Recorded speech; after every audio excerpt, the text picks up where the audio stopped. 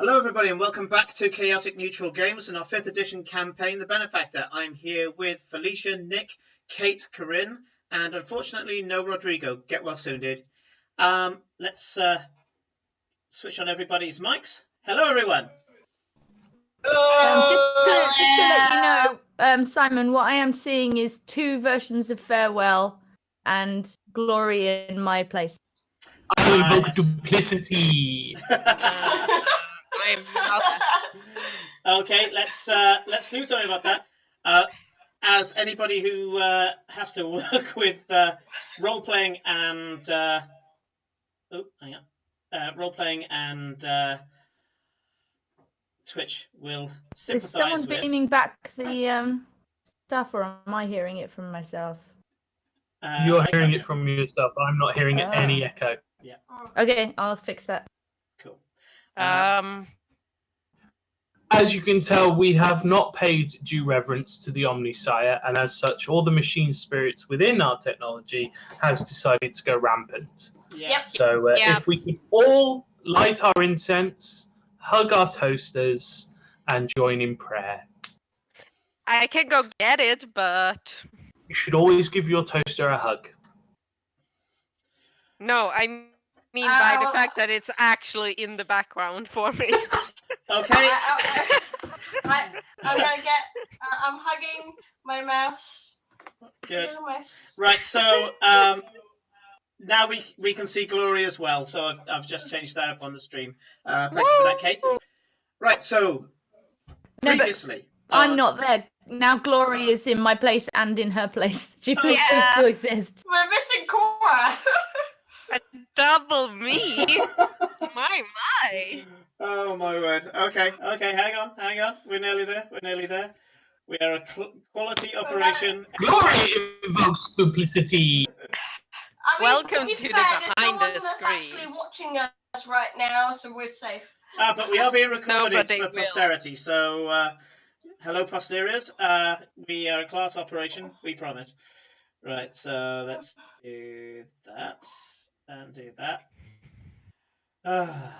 I love technology. Okay.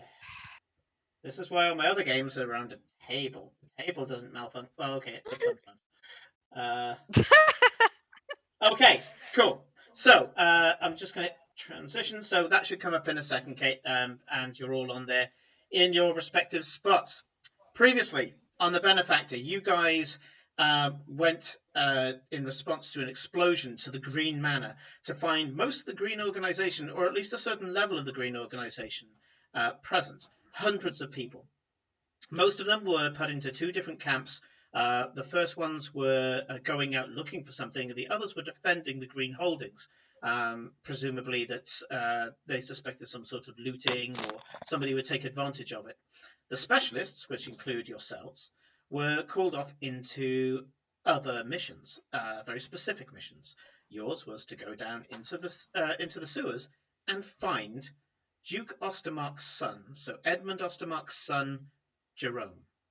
The description of Jerome, just to remind you all, is that he's a thin but not weedy, thin but kind of wiry, muscular guy with a kind of sandy blonde hair, so kind of a cross between blonde and brown, with a moustache and kind of medium length hair for a guy. I mean, just kind of foppish, I guess, is the way that you would describe it. Very slight curls that move around. And the image that was given to you by Renata Green giving an illusion, he was in like a courtier's costume, but seemed to look a bit uncomfortable in it. That's as much as you had from there. And you were told that he is he's that type of noble's son that likes to dress down, go into the city and pretend to be one of the people. And he's actually pretty good at it. He's actually one of the Duke's intelligence operatives, as well as being his son. So you went and were introduced to the fact that there are effectively mana potions called ether in Elaria. Incredibly rare, incredibly expensive. And I think I was right in saying that Farewell drunk his way through 12 grand's worth of, that's 12,000 gold pieces worth of potions because this was an emergency. Every time he drank one of them, he regained a number of spell slots, and a bright light came out of his eyes. Not only that, but he noticed that on the way back, and this is a reminder to you, Nick, that on the way back through the corridor, you could see in the dark. You have dark vision for the next 24 hours. You went down into a set of service tunnels that are leading into the sewers proper. And that's where we're going to be starting. Now, Rodrigo has spoken to Nick and has said that he's okay with Nick piloting Aiden in combat. But we'll just say that our Blood Hunter tank is just a little bit more sullen than usual, and will probably be doing little to no talking. If there's anything that I think that I did practice my sullen though. I did really spend hours getting. Oh, I don't want to spoil that then, you know. But there's if there's anything that I think Aiden would pick up on, I will run that myself and use him as an NPC in that case. Okay. So when we last left off, you had found, and I'll just get rid of the cover image. You had found that the sewers the service tunnels weren't quite empty, and there are two giant rats that are coming towards you. They had flanked this round chamber so that when you guys came out, they were coming from both sides. But thankfully, quick actions by Farewell meant that their usual pack tactics, which would give them advantage, weren't applicable, because he flushed one of them, very apt for a giant rat, off its feet and 10 feet away from him, which means he's only being attacked by one of them, and not at advantage. Okay, so I'm going to call that up, and we will start at that. I've got the initiative still up here. I'm wondering whether or not we should get you guys to re-roll, though. Let's take a look.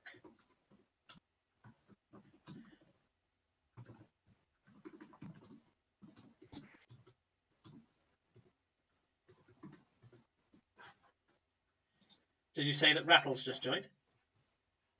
Yeah. Oh yeah. Hello, Rattle. I haven't got my chat screen up at the moment, so I can't see you, but hello. Right, so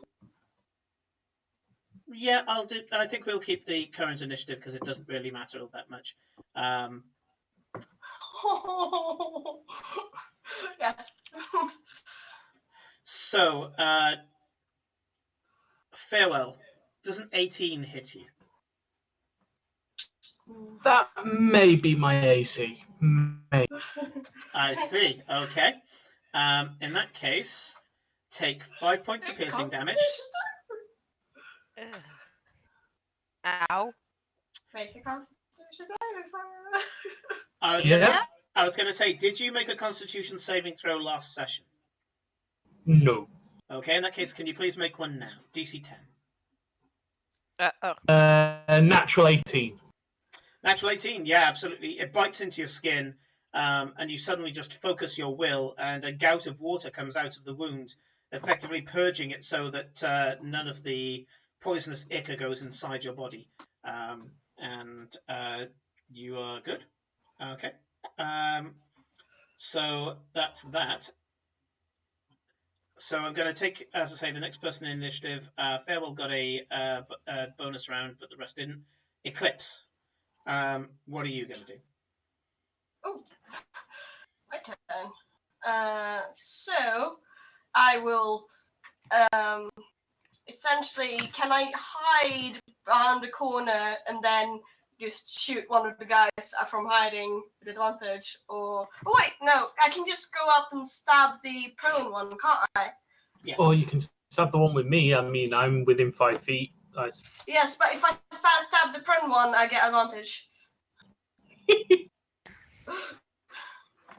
and I am already bitten, so might as well go in there. Yeah. My roll 20 is currently not responding, so I'm gonna Okay, reload that. So if you move me, I'll roll my attack. sure. I know roughly where I am. Does a mass 17 hit? 17 does hit. Roll for damage. Cool. It's with my rapier, so that's D8 plus 2D6 for sneak attacks.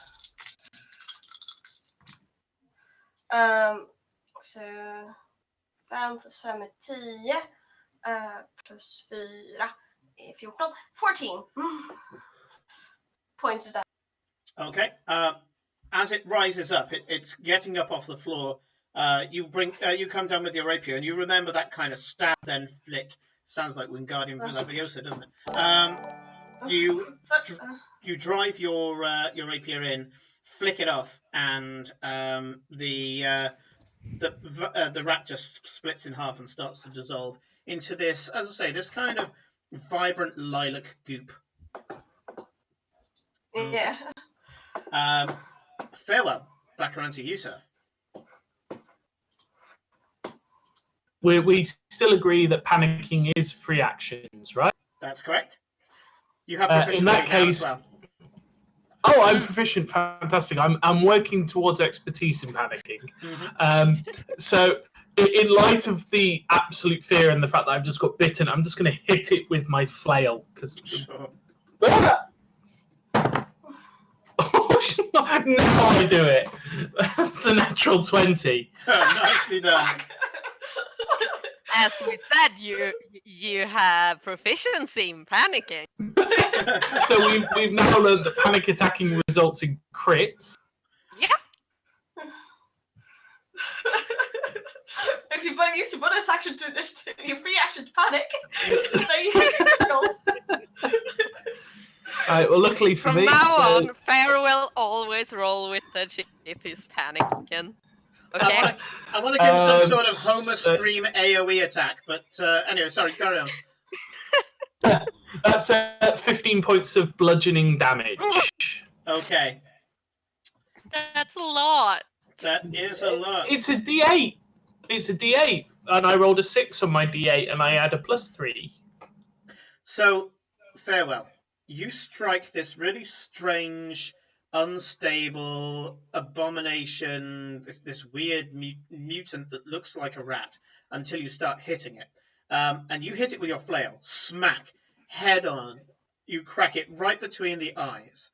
And as you pull the flail away, you can see a perfect impression of your flail on its head. Yeah, their face is caved in like Play-Doh, and you watch as it starts to reform perfectly back into the rat head shape.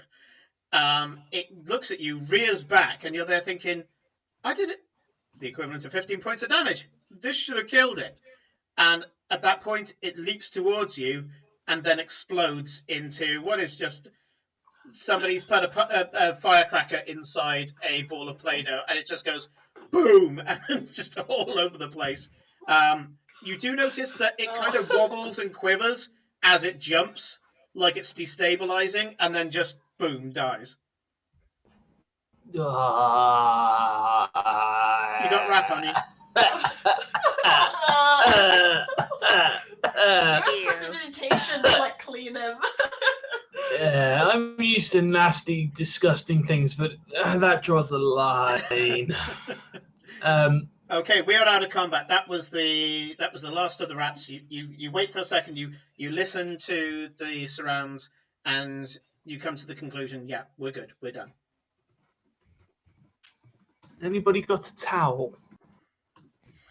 Nope. Do you have prestidigitation? No, I don't think they teach priests that. No, I was talking. I was asking if Felicia has it as glory. Oh. Nuh-uh. Okay. Right, so this grate in front of us, Simon, is that the entrance to the sewer? It is indeed. Yep, you can see in front of you is a substantial looking grate.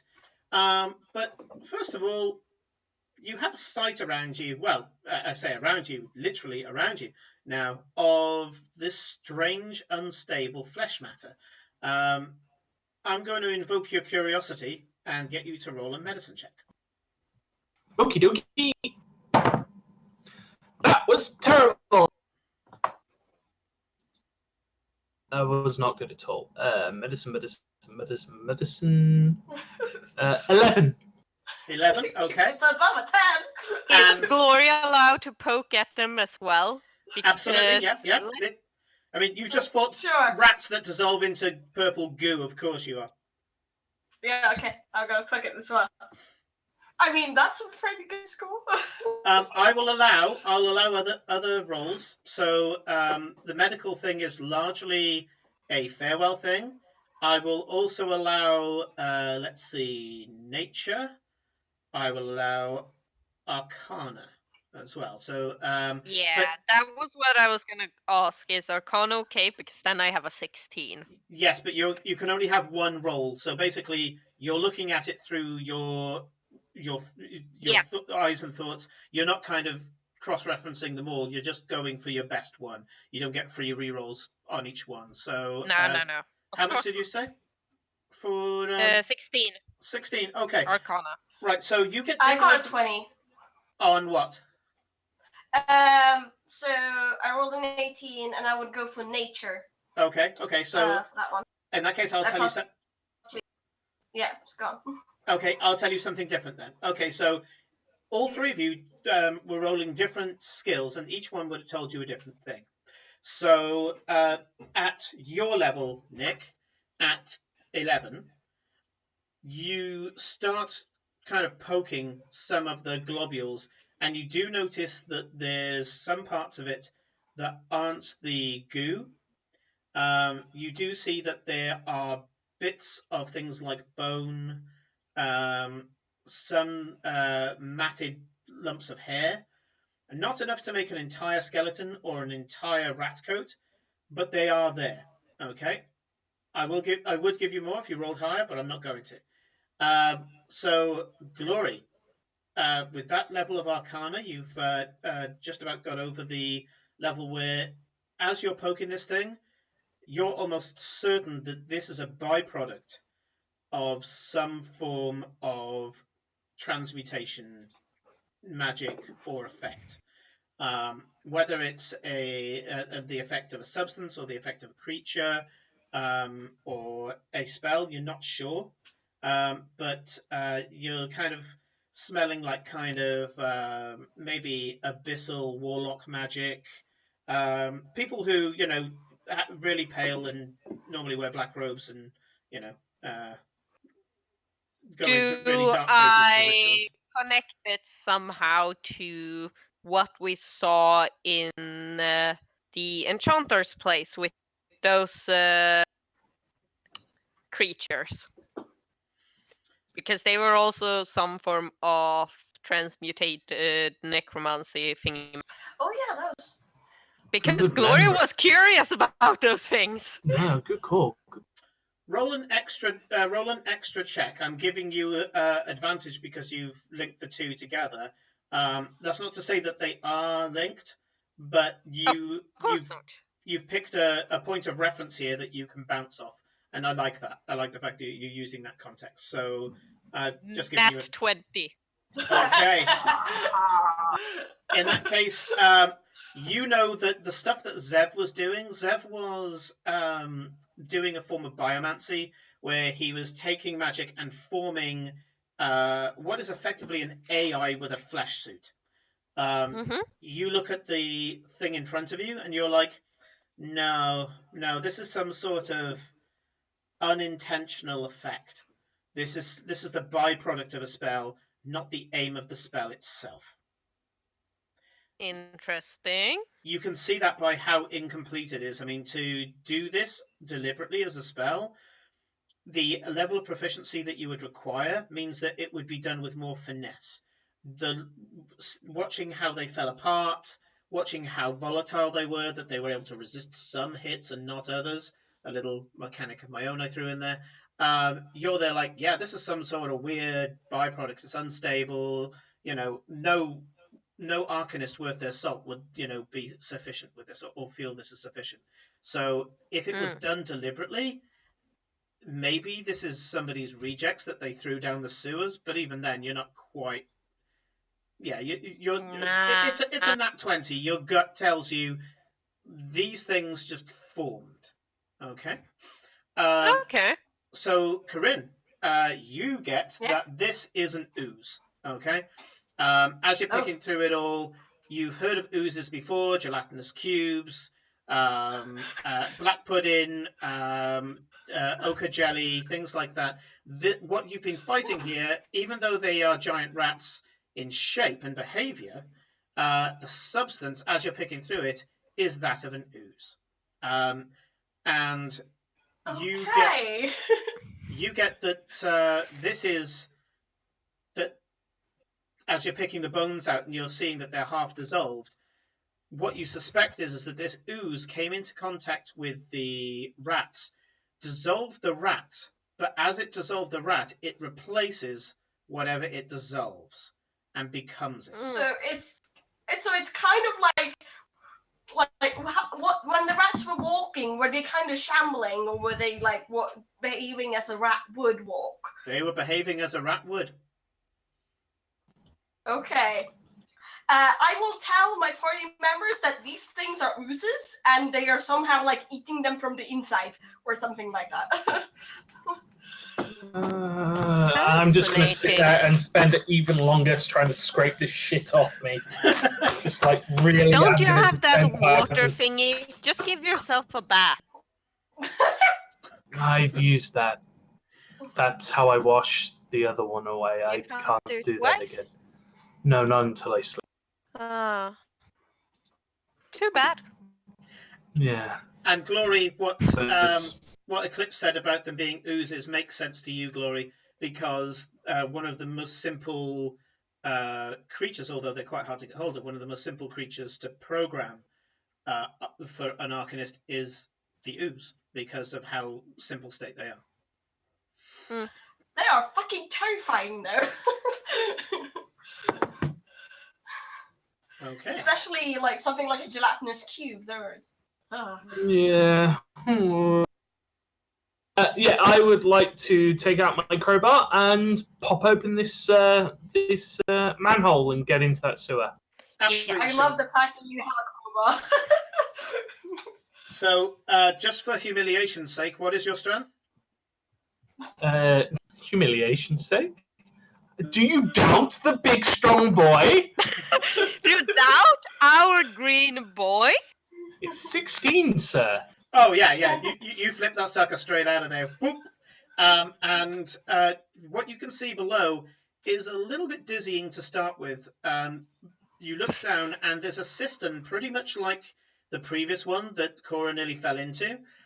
You can see that there's funnels of foul-coloured water causing multiple little waterfalls into a giant column, a giant tunnel that's going vertically straight down. However, unlike the previous one, there is a ladder and a column, a central column that you can climb down, and that goes on to somewhat of a gantry or gangway where you'll be able to go into the sewers proper. So no problem at all here. The bars are a little bit slick, but they've been cast in such a way that they've got hashing into them. So as you're gripping them and going down, it's not that difficult. I'm not going to get you guys to roll anything. So I don't see anything with my supervision.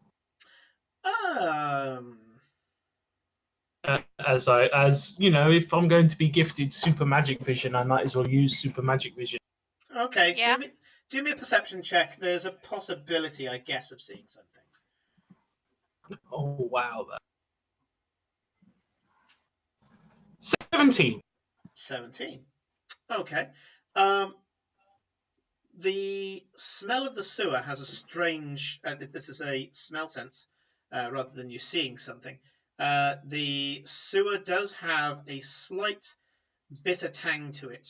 Now that you're getting into an enclosed space like this, that you didn't smell above. Above, you did smell kind of a composty type sewer smell. The city being very well made and able to deal with its own waste.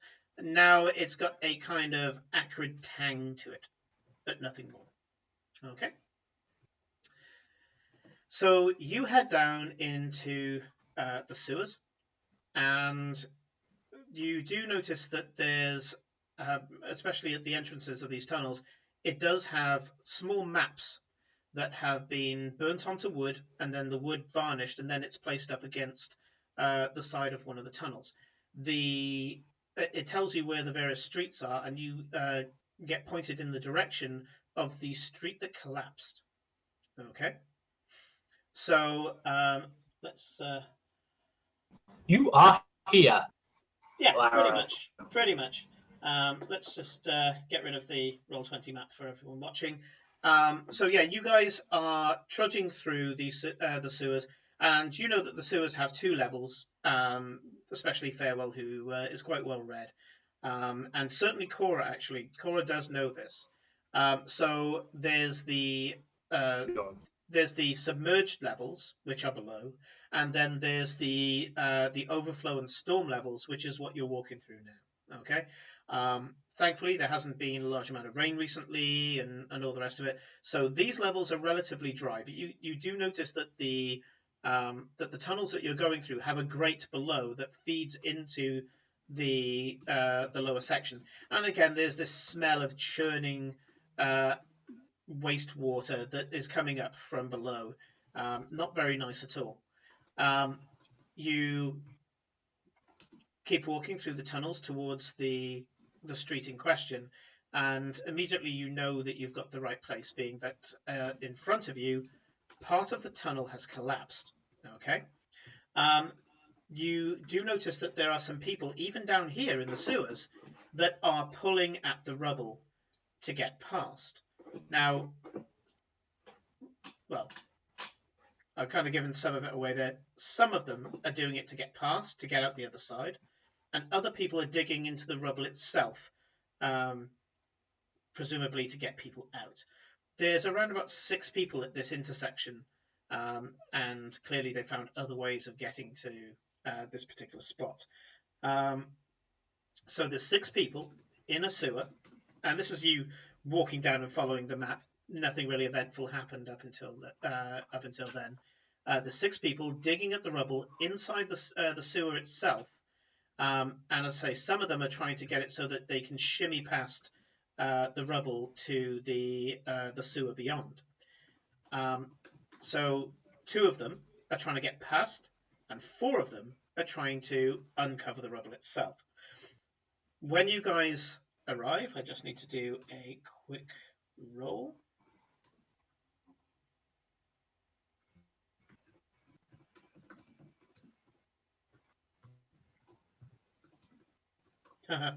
Okay. You do get closer, presumably. You're all going to go up to it? Yeah. Yeah? Yeah. The people who are getting past, there's a woman that seems to be in a dark black cloak. You can't see her face at the moment because, as I say, she's picking up the rubble and she's doing it quite violently. There's little grunts and kind of growls as she's doing it. She's wearing knee-high leather boots, but they seem to be very purposefully designed. And you can tell by the arm of her tunic that's coming out from behind the cloak that she's wearing all black clothing. The guy that's ripping out part of the rocks at a slightly faster pace than her. He's just a little bit more muscular. He's quite a broad, muscular guy. Again, he's wearing like a black short-sleeve tunic and black short-sleeve trousers. And again, he's got boots. This time, instead of them being purpose-built, they seem to be old kind of workers' boots, but still quite formidable. And you do notice that at his hip is a wooden club that has leather over the top of it. And you recognize the weapon as a blackjack. It's meant for very silently knocking someone out from behind. As he turns to throw one of the pieces of rubble away, you do catch that he has a tattoo that completely encompasses his right eye. I want Eclipse to do me a perception check. Oh dear. Eclipse is the one rolling. Ooh. Okay, so I rolled a 19 with a +2, so it's 21. Okay. So you get two things, Eclipse. First of all, the guy who's throwing the rocks is a member of the Thieves Guild. He's one of the enforcers known as a Strangler. Okay, these guys are experts at silent killing. So they will normally come up and they'll try to knock someone out from behind or daze them. And they normally use a lot of locks and grips. If they come up and kind of do a sleeper hold on you from behind, they'll normally just try to grapple you and choke you to death. They don't really do much in the way of thievery because they're normally positioned by the king himself. Excuse me. And he normally has them positioned at all times, so they are actually paid out of guild fees now. But normally wherever they're placed for a very profound reason. You got a 21, so you do actually recognize the woman as well. She hasn't got any gloves on at present. She is a sneak thief and a killer. In fact, she's one of the more violent members, but not recklessly so. She's more maliciously violent, a kind of assassin stroke thief. And you know her as Vetra. Okay? That's What? What did you say? You cut out. What did you say? Her name is Vetra. And Vetra. Okay, I thought she, as I say, she's quite malicious. Vetra next. And the other thing that you know that nobody else has seen, because she's not facing in your direction at the moment, is that she has Voldemort-style eyes. Yeah? That's not a good sign. She grabs hold of a larger piece of rock, puts her whole body behind it, and shot puts it out of the way, and looks straight at you. You have met Vetra before. She doesn't like you because she doesn't like anybody. And she goes, you find anything down here in the sewers. And you guys can see... Nice Hello! You guys can see... Nice meeting you here, fine. Just stay out of my way. The king says I have to bring the brat back. And she starts throwing the rocks out of the way again. You guys did notice that she's got bright yellow eyes, slits instead of regular pupils, and she's got a kind of pallid color to her skin. Saying that, do we know what that means? Like, whether the character knows what that means, or if any of you would like to find out if you do know about serpent-blooded people, you can do a roll now. I will accept history or nature. okay. Whilst they're doing the rolls, Can I roll to flirt? It's a real question. Ladies and gentlemen, it is Valentine's Day, and who says love cannot happen in the sewers whilst at the site of a natural, well, not a natural, sorry, but the site of a disaster, because, of course, saving a young man's life and potentially those other bodies are not the important thing. 15 on history, Simon. Okay. Does anybody else like to roll? Quickly, I only got a 7. Okay. I would quickly, whilst there's sort of she's doing a thing, I'd just lean down to Cora, and I would say, "Do you think you could get Eowyn to shoot through the rubble and see if she can see if the kid's the other side?" I can get through, Eowyn. I can get through, Cora. I can see the gap from here. Do it. Head through. She shoots through. Corinne, yes, you know about the serpent-blooded. The DC was lower for you because you've actually met her. And yeah, you know that she's a humanoid race that has serpentine qualities, and that's something that probably Farewell would have noticed as this woman grabs hold of a rock and flings it round. That the way her back is moving is way too curvy. She doesn't have the solid, fixed spines that we do. That gives. Yes, Glory, Farewell she's may bendy. be reaching for his book. Yeah, Okay. he may be reaching for the book. Okay. Eowyn shoots through and she goes, "There's just more sewer beyond. I don't know how the hell we're going to track him in this, but it does go down, though. It looks like it's going to go down into the submerged levels."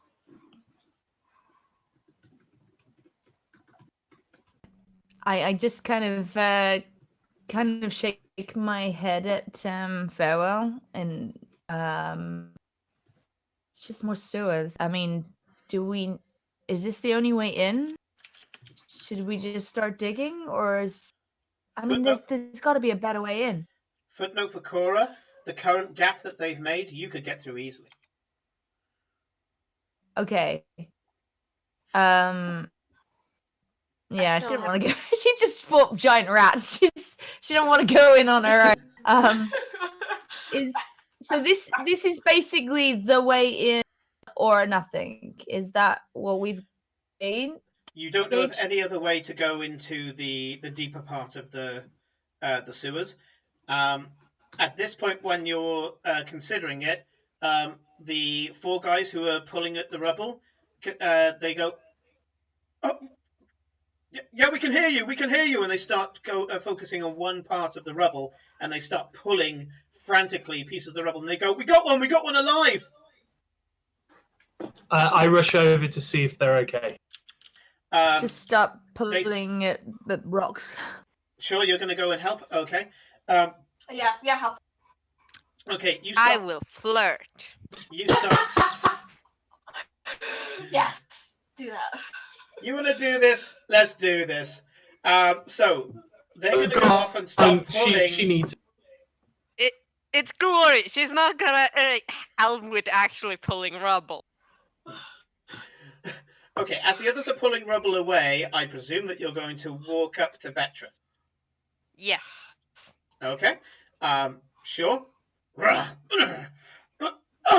And she's ripping these rocks out. She's a very strong person, you can tell. You're thinking around about strength 16, comparable with Farewell. Farewell's actually quite buff for like. For my beautiful green boy. Hello. So, you guys here for the same as us? Do a dex check. Dex check, sure. What is my dex? Okay.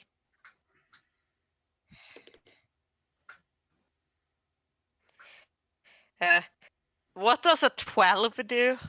Okay. A rock narrowly misses your head, and her head snaps around with alarming speed, and she goes, "Are you helping or getting in the way?"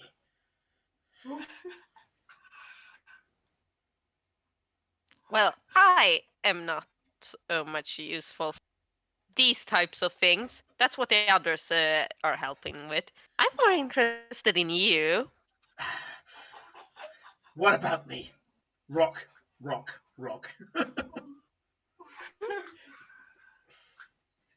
You're pretty. Exactly.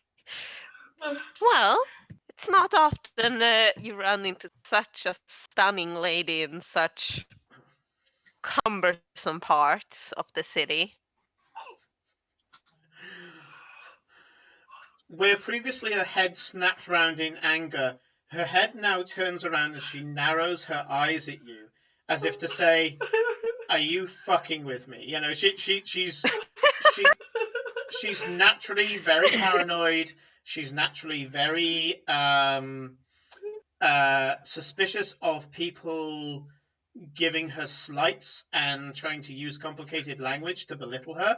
And she looks at you and narrows her eyes in a way that only a serpent-blooded can. And she goes, Ooh. "What did you say?"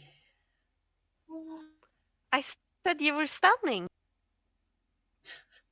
Well, I know that it's not against your deception that she has to roll, so I'm just going to do a quick insight check for her. Just out of curiosity, what is your? Are you proficient in persuasion? No. Okay, right. Okay. So Sad enough. she looks at you and she goes, "Well, if that's all," and she slinks down off the rubble, almost like she's gliding. She slinks down, walks up to you, and looking you straight in the eye, she kind of puts her hand up to her mouth and goes as if she's going to give you a kiss, blow you a kiss, from about 5 foot away. She puts her hands gently to her lips, pulls her hand away. As she blows a kiss to you, you notice that there's a substance on her lips, and you figure out too late that it's blood. I would like you to do a very quick, it's not combat, but I want you to do an initiative check against me. Rick Lori. Son of a 3. Okay. fucking hell. In the blink of an eye, you're there staring at her lips, and suddenly her lips have disappeared, and so has she. She is coiled effectively around you. She can't wrap away all the way around your body, but you do notice that she's bent herself in such a way that she is cupping you away from other people, and that it's very hard to run, and the only direction you can run is kind of into a wall, and you feel this wet sensation at your neck as she presses a blade that seems to be covered in some substance that's itching, pressed at your throat. And she goes, "A wise guy. Your lot think you have so much control over the city." And as she does so, this blade is almost shaving your neck if you had any hairs on it. It's going up your throat and up to the crook of your neck with your face. And she says, "Keep your smart talk to I'm getting yourself." some echo from Cora. From Cora, I'm getting it from Simon. Because when I talk, I mean, I can see Cora's thing lighting up. I can see. Oh, okay, sorry. I'm playing with stuff and I fucked it up. Okay. Yeah, we're getting some crazy feedback. I think it's you, Kate. You might just need to mute everything. I think that's fixed it. Yep. I can't hear any repeat. Can any of us I feel your frustration, Kate. see what's going on? Any one of us? I know that we're probably busy. I was But- gonna. Yeah. No, you do your thing. You do your thing. You do you. Yeah. You do you. This is only going to be brief, so I'm going to give Glory one chance to do something. While I don't mind knives, Maybe after the first date.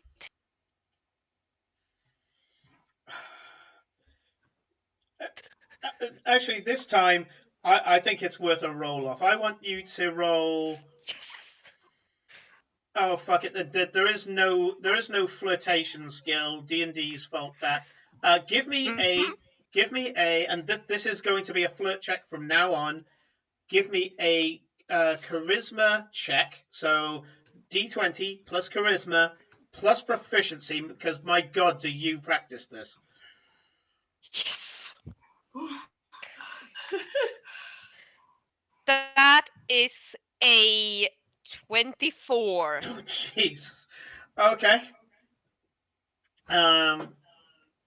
You do realize that this is going to result in you getting into a long-term committed relationship with the snake lady and having about 4 weird snake babies, right? Yes.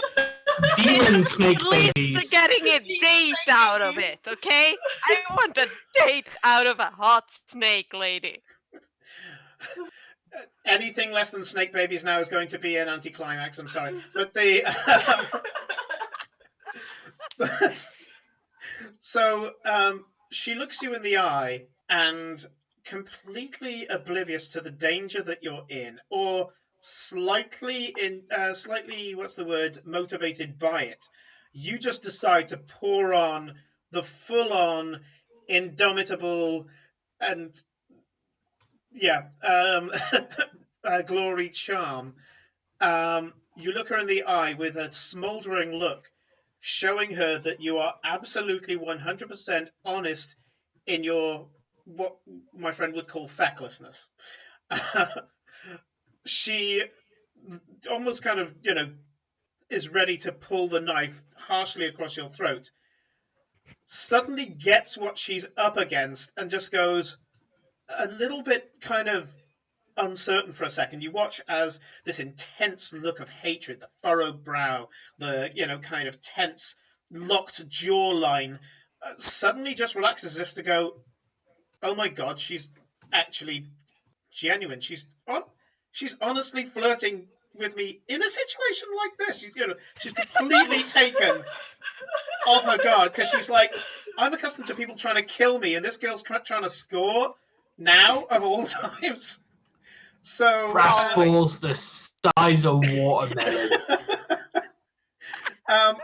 And she's completely taken aback by this, but this is a girl who is always in control, and so she's going to. I've got a roll to see what she's going to do.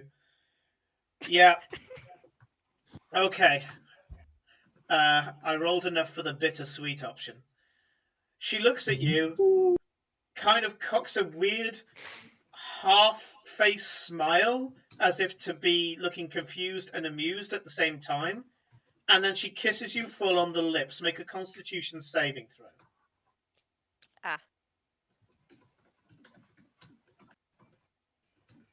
Oh, my poor green boy's gonna be so Constitution stressed. plus save. That's a 22. Nice. Okay.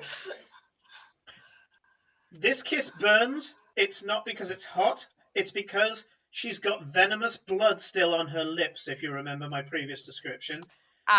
Yeah. She's kissed you both as punishment and as playfulness, which shows what kind of girl you're up against here. You and I need to have a talk about being careful with the crazy ones. But she kisses you, your mouth burns. It burns so bad. Give me just very quickly, a charisma saving throw to see whether or not you recoil. I want to know how much she respects you. Natural 20 plus. Can I have those dice? Why are you rolling so good here? Can you send me those Because dice, it's please? flirting. It's glory flirting. Where else would I roll this good? Okay. You don't flinch. You don't flinch a muscle. It's almost as if you're expecting this acid kiss that she's giving you. You don't flinch for a second, and she actually partially recoils herself when she realizes that the audacious thing that she did has no effect other than leading you on. At that point, she just kind of steps back, coiling away from you, and she goes, "You're an interesting one." And she leaps for the rubble and the hole that's been made by her ally.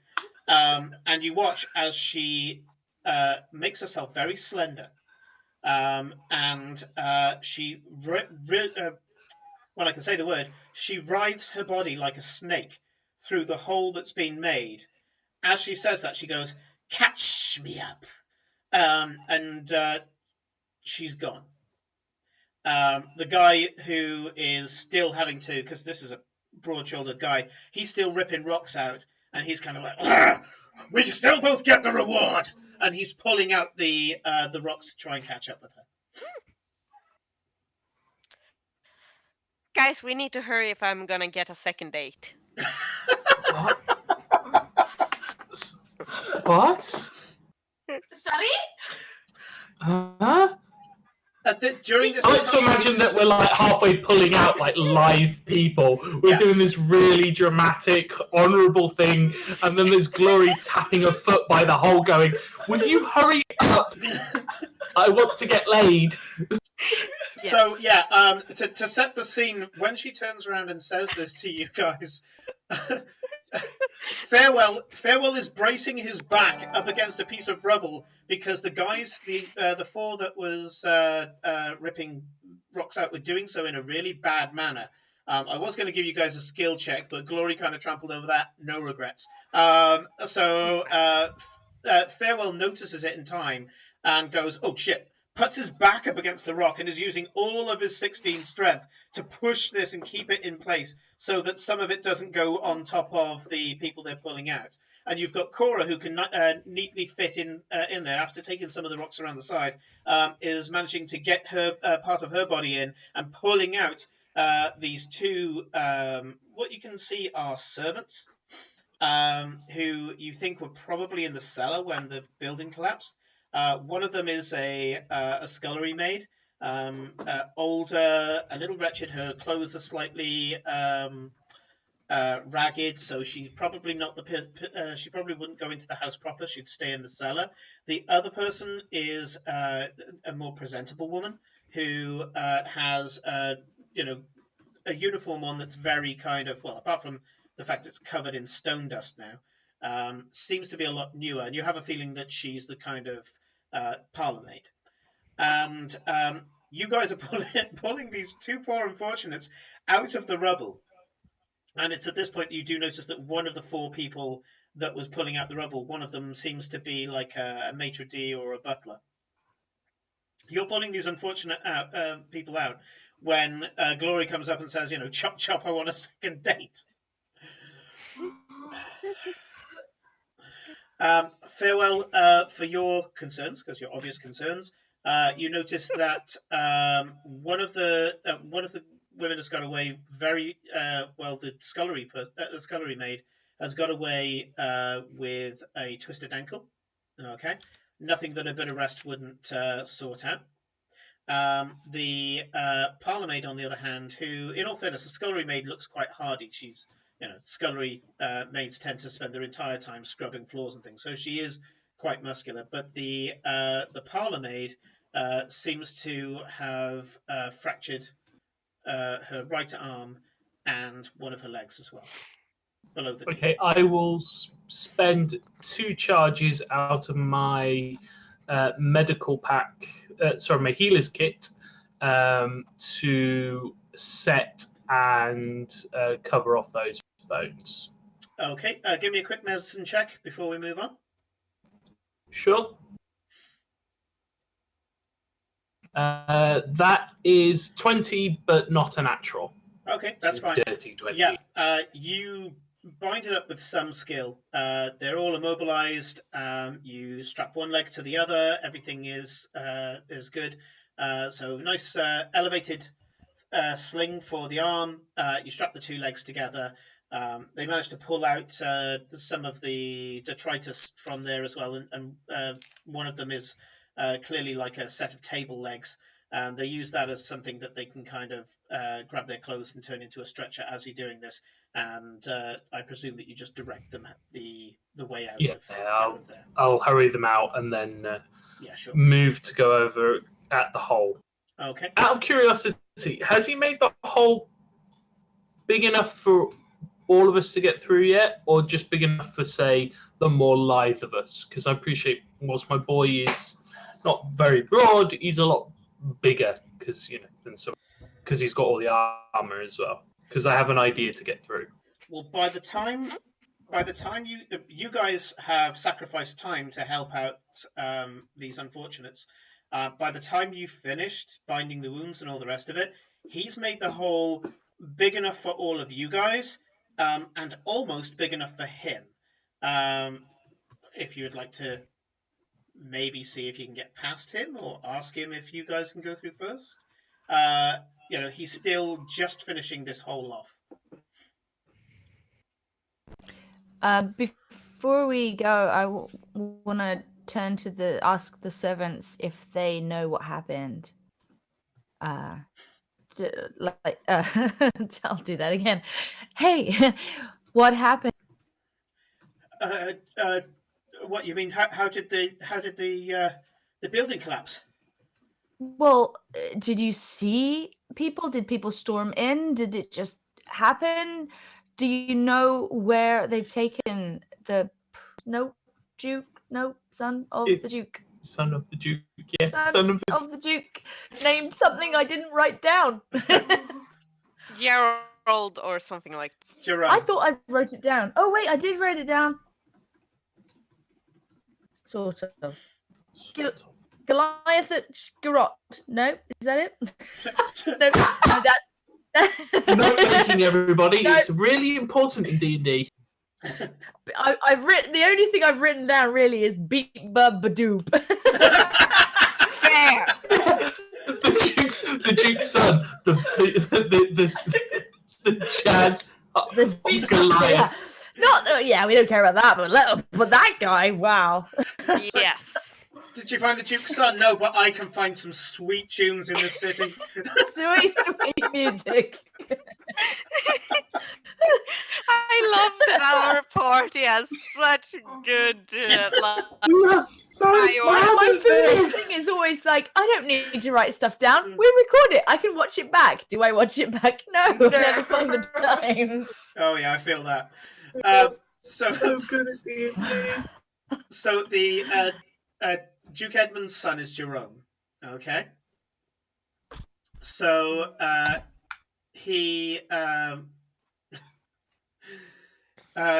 so one of the guys says, Miss, I saw the whole thing.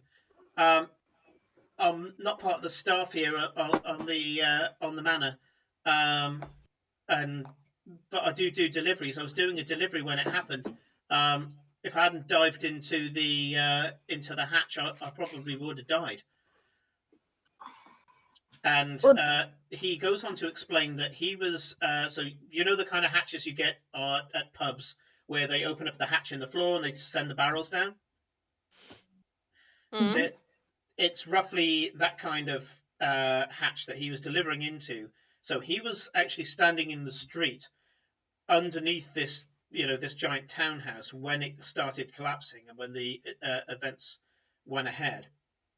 And he said, well, what it was, miss, there was a man who had another man over his shoulder, and he was taking him down the sewers. And there was a guy. He was like a caster. He had like robes, and he looked like official. He had like an official badge. He had the Ostermark coat of arms on a badge on his belt, and he told him halt, and he fired a spell, miss. And the first spell, which was like a little spell, it was like an arrow made out of fire, hit the man that was carrying well, from what you've said, the Duke's son. And when it hit him, his body went all ripply like it had like an illusion, I guess. And he turned into this fish man. Yeah, that's how I could describe it.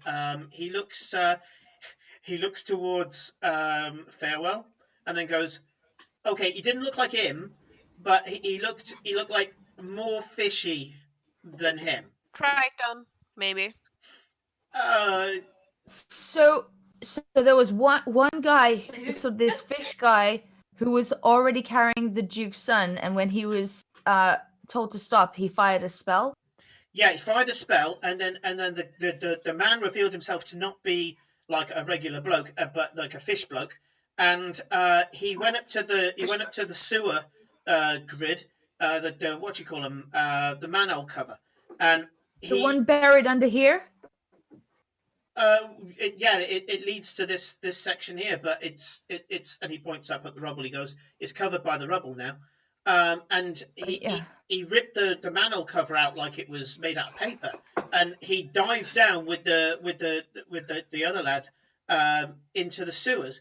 And as he did that, like, I think the caster must have panicked or something, because he screamed no, and he cast something, and it was clearly a bigger spell than the fire arrow, and it shot straight past me, and it hit the building. And when it hit the building, the bloody wall disappeared, like a big section of the wall. And I could see, because it was there was like this cracking and this groaning, this sound of like rubble and all the rest of it. And I thought, bloody hell! And I looked up, and the building started to tilt towards me, and I thought, oh, "What do you do, Henry?" And I did the only thing I could do, and I jumped down the hatch, which I thought, as I was doing it was a bit bloody stupid, because I was going into the building that was falling down. But it seemed to be the right thing, because when everything fell, I ended up falling through the floor and into the sewer. And when I fell in, Rob here, and he points to the butler. Rob here was falling in the same way as me. We got a few bumps and bruises, but nothing like the girls. And did you see that fish man again inside the sewer? To tell you the truth, miss, when I fell through here and into the sewer, it was all dark and it knocked my head. I was probably out for a few seconds. Okay, so this explosion was nothing to do with the attack. He was stealthily taking this kid, and it was one of the officials here that actually, it sounds like, made this explosion. Well, I wouldn't stand up in court and say it, but it was the man with the Ostermark seal on him that did the balls up. We should move then. Move really quickly. That kid is in a lot of danger. We need to go. I don't know whether does it matter that we go through this? Do I know like how much? Surely the sewers all connect to each other. We don't need to be digging this hole. We could go down a different sewer thing, couldn't we? So yeah, but it's almost open. Is it open now? Yeah. So it's open now, and we can head down. All of us. Yeah, you. It's got to the point now where the thug has got it big enough for all you guys to get through easily, and he's just trying to make it just that little bit bigger for himself now. The sewers, in answer to your question, so the builders of the city and the Ostermarks in general aren't idiots.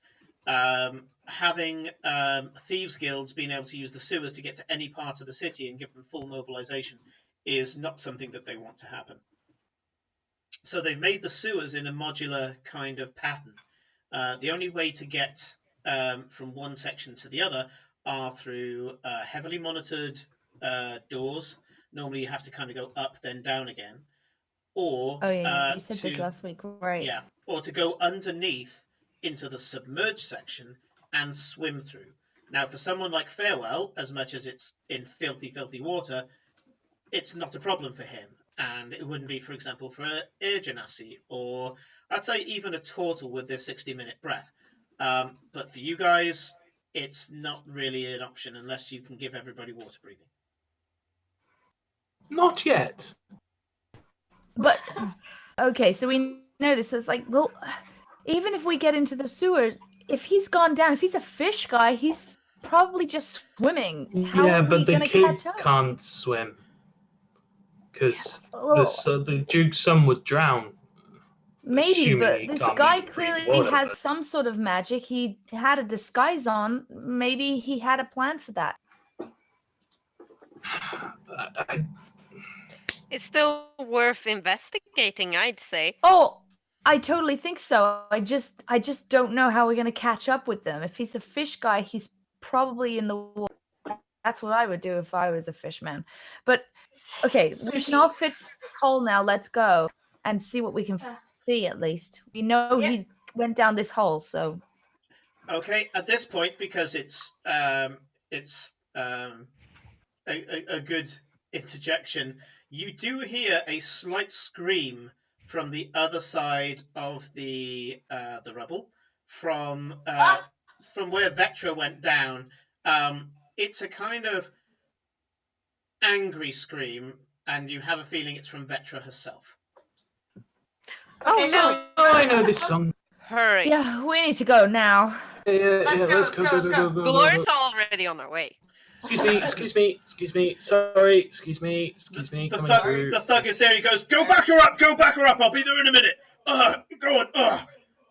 And he's frantically trying to get the last few rocks out of the way, to get his While we're quite substantial form through.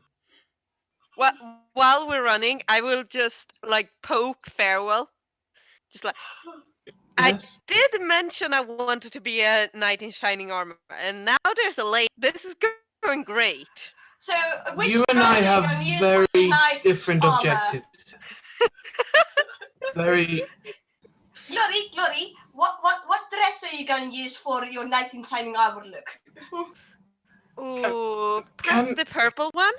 Can, I think that's a very good idea. I love the fact you're saying this as you're running through a sewer. Yes. Yes. come on.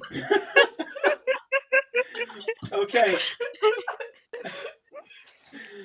You charge down, and a question for you, Cora, is answered. Yes, it does go down into the submerged section, but this section seems to have been bypassed. As you go down into it, it seems to go into a lower level that still seems to be mostly dry. At the worst point, it only goes around about 6 inches of water. Which, okay, still for you as a halfling is, it comes up to your kneecaps. But I think that I'm right in saying that. No, it doesn't even come up to your kneecaps. You're trudging through water. It does slow you down a little bit, but you start making your way further down into the sewer. I'm trying to keep my eyes open for signs of, someone coming through. Okay.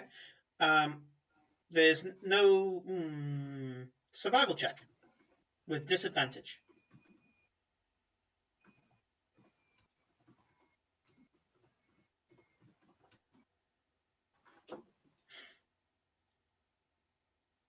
You can't hear me. That was a 17 and an 18. So with plus 3, 17, 18, 19. That's a non-natural 20. Okay. Wow. Right, so there are two things that you notice, Cora. First of all is you can see. Okay? This is what should be pitch black, but there's a little bit of ambient light that you weren't entirely sure where it was coming from, and you realize it's coming from all around. There's a slightly bioluminescent algae that is giving you the slightest amount of vision. And you do notice that in some places where Vetra's gone through what is just some sludge rather than full-on water, you are seeing her footprints. You have a feeling that she doesn't really care about being followed in this case. And she goes down the tunnel that you're following, and then there's a fork in the road, and there's a one of the forks seems to have more of the bioluminescent algae to the point where it's only dim light instead of the near darkness that you had in the previous section. I'm leading the Simon, way, and I'm Simon, beckoning everyone on. If it is pretty dark, Glory will have thrown up dancing lights again, like she did in the other place. Okay, good to know. Because Okay, Which way, Cora? Which way? I can see there's an algae. It's glowing. This way. Okay. I'm leading them where I can see this. Sure. You head down into another kind of cistern area that seems to have been turned into some rudimentary, kind of almost like a giant spiral staircase. But you can see that what's really happened is that it's been oh, what's the word? It's just been filled in by a load of detritus, and then that detritus has been turned into a ramp of sorts. Okay, and you follow that down, and you can see where there's kind of clear footholds and things going along. So I'm going to switch you guys to another map in Roll20. We will see what we see. We are so deep. Dun dun dun dun Oh, dun. we're all gonna die. Everybody's gonna die. Oof. TPK. TPK. Excuse me, I'm trying to score a date here. We can't die. But we have pink fish to get past. Oh yeah, How will we ever do it? you've hit the Yes. big leagues now. It's pink fish. Now I better. Ferrell is not sure if this is racist towards him or Okay. not. Let's get this. Let's get the image up so that everybody else can see what you guys can see. So I have the same image as before on Roll20. It's not updated for me. you might need to Hit refresh, maybe. Yeah. Doing so now. Yeah, I'm gonna need to refresh this now. Okay, so you should be standing in a mostly green floor, and there will be a large pile of what I was aiming for purple, but appears to be pink fish in front of you. Okay, can you see that, Nick? Roll20 has decided that it will sit on a loading screen and be unresponsive. Well, sorry, I will. We've got a bit of time. You carry on. Fine. Yeah, I will. that's fine. The stream shows it at the moment, so you can at least get a vague idea. Yeah. So you come down into an area which is clearly previously flooded. There's remnants of the days when it was a place that was probably a higher section, and you have a feeling the city building on itself, tier by tier by tier, that they decided that this was going to be a flooded section, but no longer. There's a light covering of this, as I say, slightly bioluminescent algae on every surface. Every surface has got a matted green all over the place, and there are various plants that are growing here at the moment that are plants that normally grow half in and half out of water, and it seems to be that with their growth they've been here for some time. So this area has been dried out for some time. Saying that, you can see there's a little bridge in front of you, and I'll just ping it here. There we go. You can see in front of you there's a small, slightly broken bridge that goes over a trough of water. So where the pink fish are and where the darker green is, that is water. Okay. By the looks of it, it's around about 10 deep, and it goes on further into the chamber below. You guys can see the full map, but I'll be revealing bit by bit as you move around to the viewers. And let's address the pink fish, shall we? Well, first of all, the grey line to your right as you look at it. So you'll see there's 5 squares of grey. That's an impassable wall, so that's floor to ceiling. And anywhere where you see that that type of brick, that is impassable. Okay, so you have limited vision on the chambers around you at the moment. So some of the things that you can see, your character may not necessarily be able to see. I've decided not to do fog of war on this one. In front of you, however, is a large pile of dead fish. They seem to have been washed up in what seems to be a dead leg of water, and they all have the same coloration as the rats. So when the rats ended up bursting into the ooze, these fish have done the same thing. And you have a feeling that, although they're inanimate at the moment, you have a feeling that these might be ooze fish. Yay! Right. Well, that's not disgusting at all.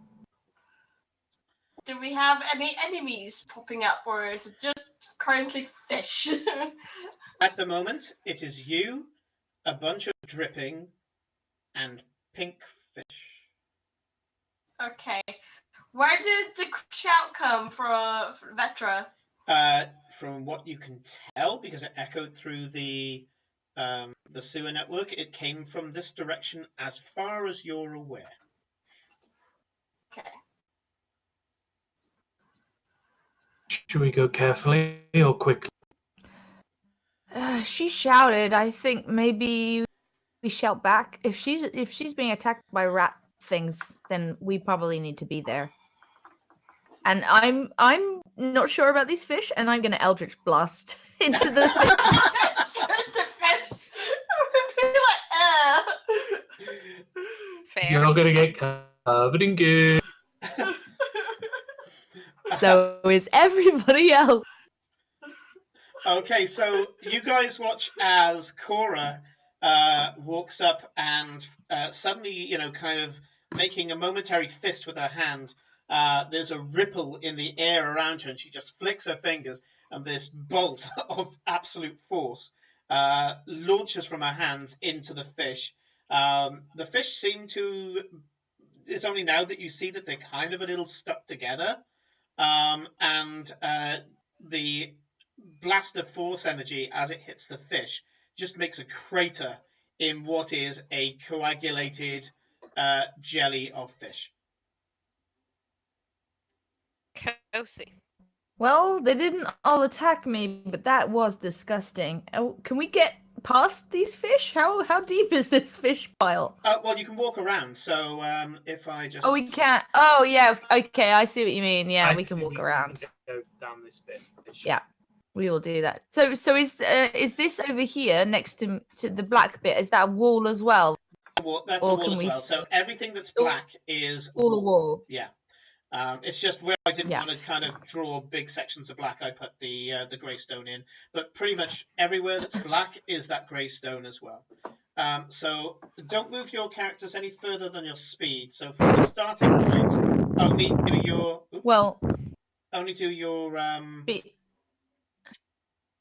It's 6 5, squares. 10, 15, 20, 25. So I could be like Question, here. can you go over here? Yeah. So Okay. if I just put a little bit of drawing, so that's the kind of route you can take around the fish. well, we can take our dash action, right? If you'd like. If you would like to run, Once we're here, what can we see? Once we get to sort of here, we can obviously see in this kind of area. Yep, so I'm just going to move that along so that the viewers can see as well. So as you get to the bridge, you can see that there's a set of rudimentary huts that have been made in this kind of little alcove. And yeah, just get it so that they can still see you. There's a dead human, a human on the floor, long dead. There's some fish, non-pink fish, that are on the floor. They seem to again be in an advanced stage of rot. And you do notice that there's some sacks and some crates. Yeah, it seems to be that there's this tiny little settlement. The little huts that you can see are more or less small bivouacs, really. You think they can probably take one creature, depending on the size of the creature. And the huts are just shelters from, I guess there's a slight wind going through here. So all it is a bit of insulation. They don't really have walls and a door or anything like that. It's just you have a feeling that if you nested in there, you'd be a little bit warmer. Mm-hmm. There's like a camp here. What the? Who would want to live down in the sewers? Rich people. Do we know anything about Molly people. Simon? Do Hey. we know anything about fish people that would live here, such as Sahuagin or Katoa? Do me a either a history or a nature check.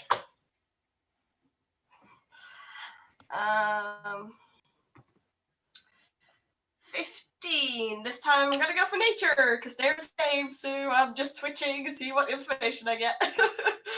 So on a 15 nature, you know that in the same way that foxes and badgers and things like that in the real world have started adapting to cities, Katoa and Sahuagin, rather than being raiders, have started to wise up, and there are now, especially around coastal cities, there are city sea folk that are taking advantage of the items that get thrown into the sea or lost into the sea, the food and other such resources that can be quite easily snatched up and scavenged rather than having to survive in the depths of the sea. Normally they have some sort of system by which they can stay out of sight and have escape routes if required. Would I know if it's specifically Sahuagin or Katoa here, or is it just... Not with what you've seen. Okay. Okay. Right. So I would like sorry. Farewell. Go on. I'd like Farewell to do, and Farewell only, to do me a perception check. And it's a straight perception big. check.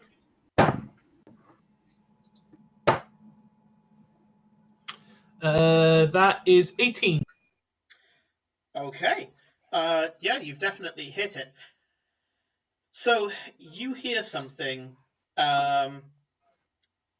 and when you first hear it, because the others are talking as they're kind of whispering to each other as they're scouting around. You do hear something and you dismiss it at first until you realize that what you've just heard isn't in common, but it's in your native Aquan. And Ooh. with 18, I'm not going to give you the full thing, but I will get that you heard, "Can we take them?" And it was said in a gruff, guttural voice, and it was said quietly. You almost missed it. It almost sounded like the guttering of the water around you. And part of you was there going, that sewer almost sounded like the Aquan for "Can we take them?" And then you realised, no, I actually heard it. I will call out in the Aquan, and I'll say, "Look, we're not looking for a fight. We just want to find somebody. Just let us through, reveal yourselves, and this will be fine." Give me a persuasion check. Wait, a -3. What's your minus? So, what is your minus? Is it -3? Or is No, it... it's -2. I only have a 7. For those who are wondering, Farewell only has a 7 charisma. For Farewell. He is so well spoken though.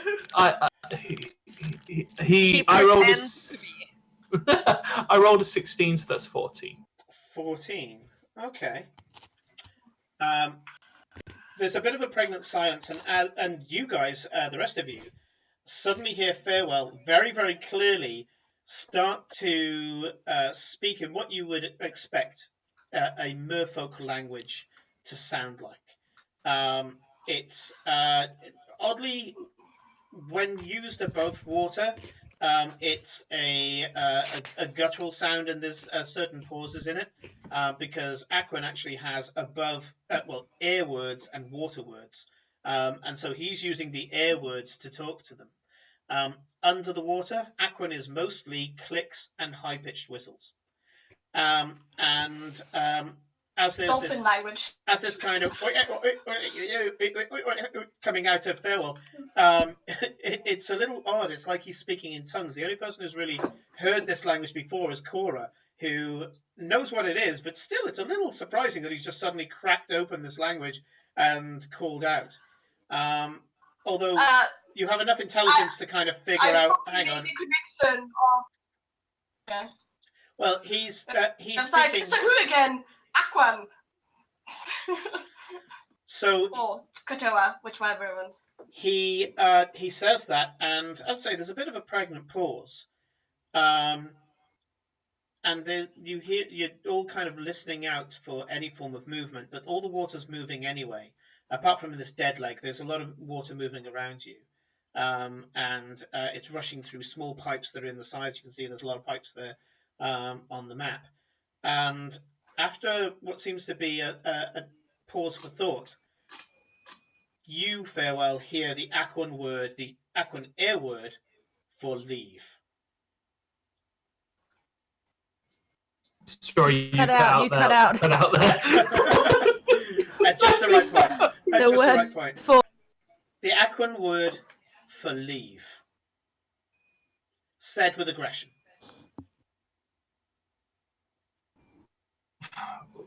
This is still in Aquan. We have to help him. He's been taken. He could be hurt. Please. I don't want to hurt. Sorry, I don't want any violence to come. We will simply pass through and be out of your way. If you know where he's gone, please tell us. I don't want to fight you.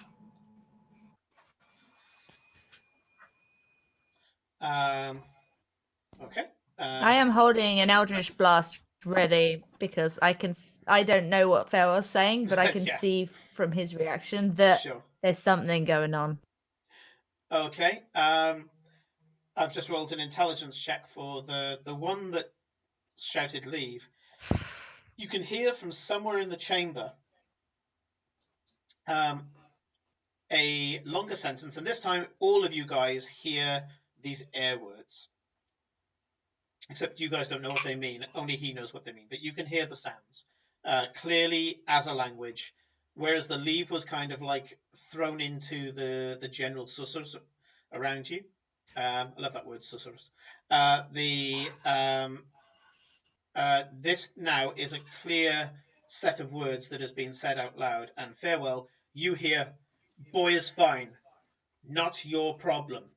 Walk away. You fight, you die."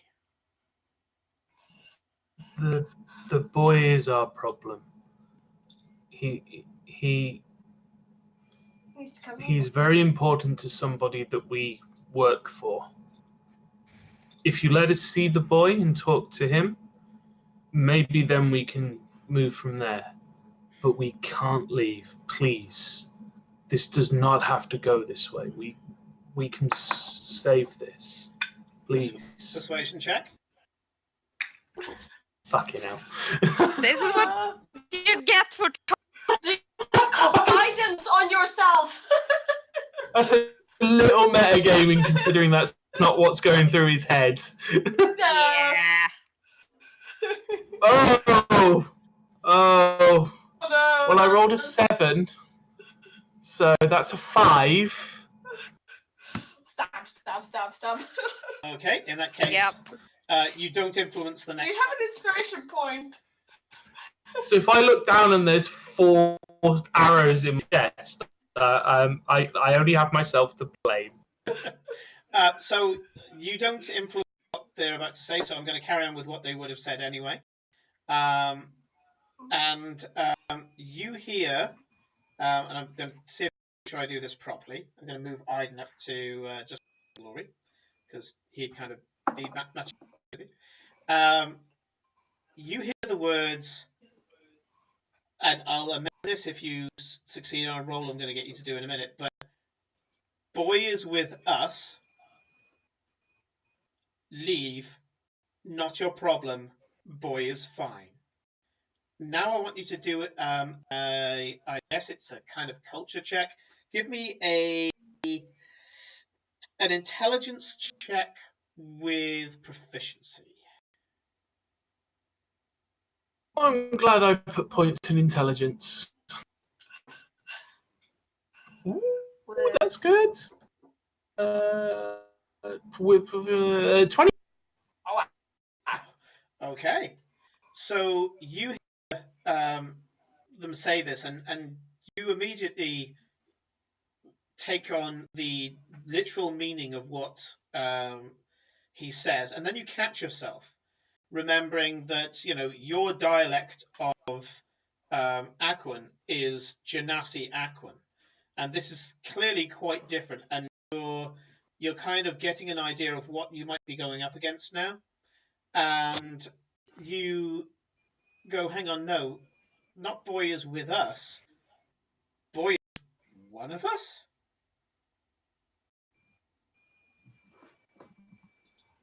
I look at the party and I think it might have joined this tribe.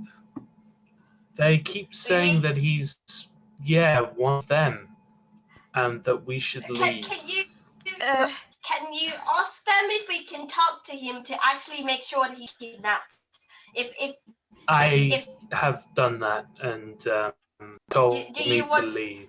Well, we have a witness that says they saw him being carried over someone's shoulder unconscious. That doesn't sound like a willing person. No. Yeah. So the pretty lady went this way, and where is she? Yeah, absolutely. Okay, Where is this other person that came down this way? Okay, sorry, hold on. Which order do you want the questions in?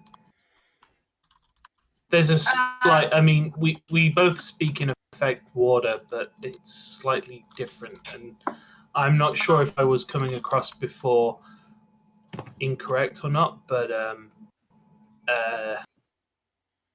right. Okay, hold on. So I'm gonna turn back to the guys. Take a deep breath. This time, he will think to cast guidance upon himself because Koru and this lad was unconscious, and as Glory pointed out, somebody was screaming in frustration, so they could all panic. So I'll cast guidance. Sure. And out loud in Aquan, Farewell will say, "We were told that the boy came." Doesn't usually sound that he's joined a tribe willingly. We would ask that you just let us see him and let him tell us with his own words that he wants to be with you. Also, there was a snake-like woman that came down here. Is she here with you? Is she alive?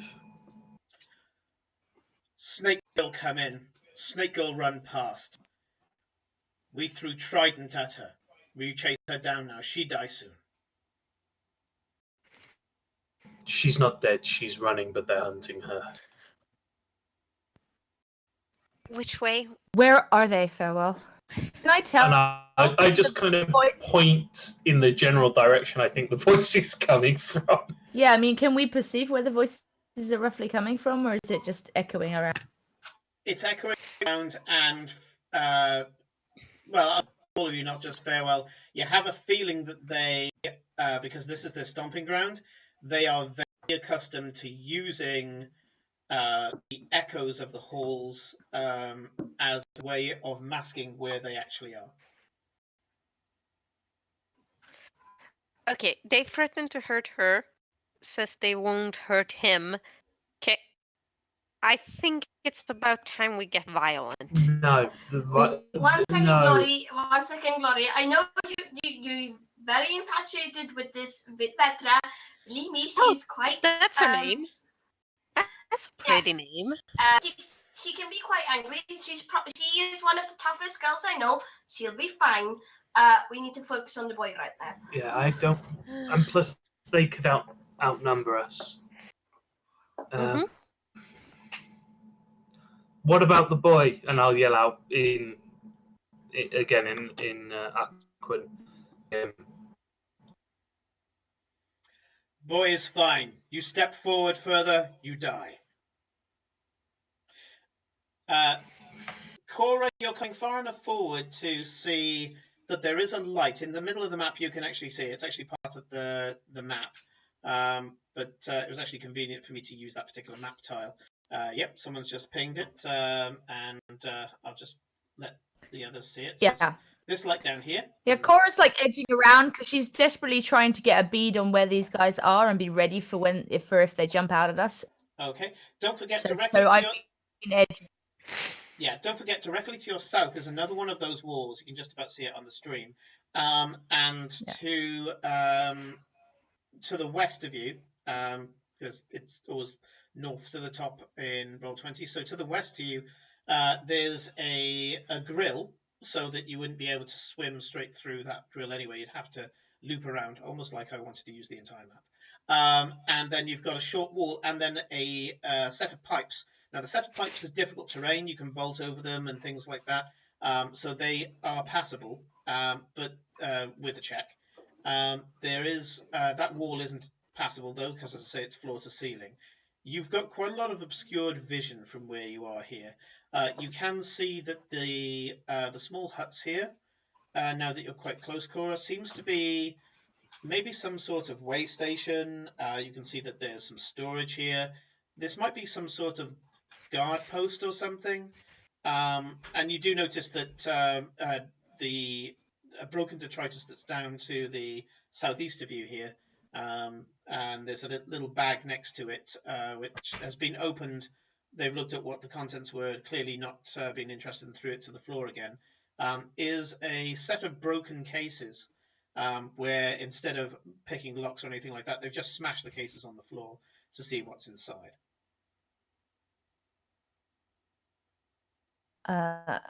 Yeah. Okay. Can I see anything on the floor that looks interesting? Like what was in that case? Can I tell from this distance? The parts of the case that have been left, they tend to be small items that people would carry around. So like a washcloth. You can see there's a soap that you can imagine that a fish folk would have picked it up and it would have slipped straight through their fingers. You have a feeling that these were a set of travel chests. The things that have been removed are things like cloth, so clothing that you would expect in these things have gone.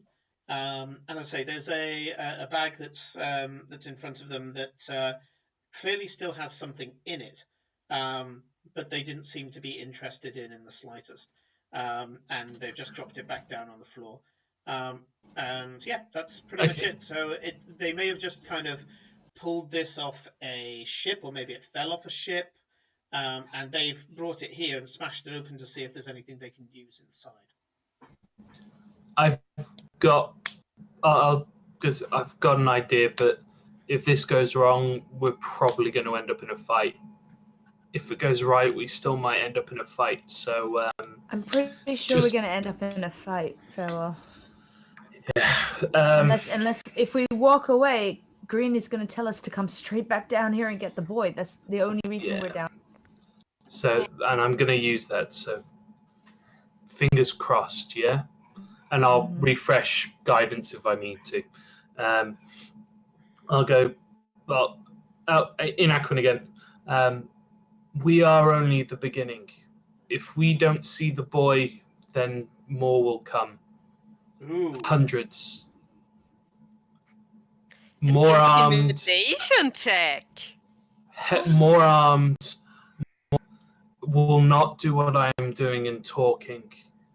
If you let us see the boy and speak to him, we can find out what's going on and convince them to go away if it is his choice.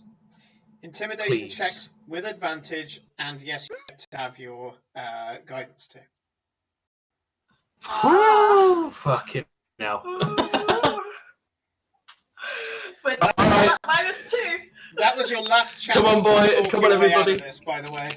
That was your very last chance. that I That was figured it. it would You've be. done a lot of weird shit to do this. Okay, well, that's glad I got advantage because the big heavy dice rolled a 6, but the other one rolled an 11. So thank God I've got guidance. And that's a 4 on the guidance, so that's 15 minus 2, so that's 13! Why are you letting me do this? Okay. Why is the boy doing this? Yeah, it's because we can't speak. He's the only one who speaks water world. I'm the only one that speaks fish. Yes. Like, couldn't it be demons or something that I could have? Okay. So this is what happens. Shit. You watch as to the south of you, almost like a geyser erupting, a huge amount of water gets thrown into the air, and a large, very muscular beast folk lands onto the land. Steps forward with a spear that has a strange, almost like crystalline tip on it, jagged, Alright. very, very sharp, and looks directly at Farewell, even though he stood behind Cora and Aiden and the rest of it. They do notice that you are a water genasi, and an uncomfortable long time goes ahead as he's just staring at you, and you can tell you haven't intimidated him. Okay, you haven't. Not in a way that would make him panic and flee or whatever, but you have kind of convinced him that he needs to do something about this. And the way that he's holding the spear, very taut and, kind of very much in a getting ready to fight at a moment's notice, he's considering whether or not the best way out of this is just to cut you up and forget that you ever came here. And he said, "You come, you see, you leave." Fine. Lead on.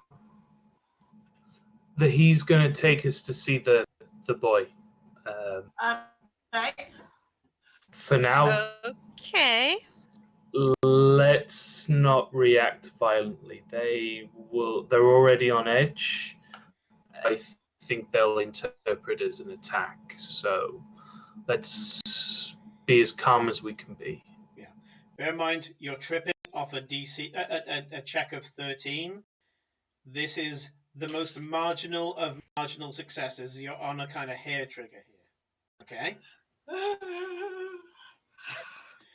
Just to add a bit of drama. Okay? So, you guys are led. I'm just going to move the camera for the viewers over to the far west of the map, where what seems to be a very worn down set of steps,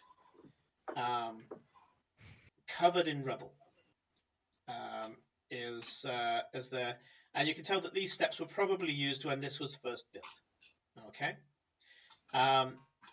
As you walk up to the rubble, oh, actually, that's a good point. You guys, if you wish, do a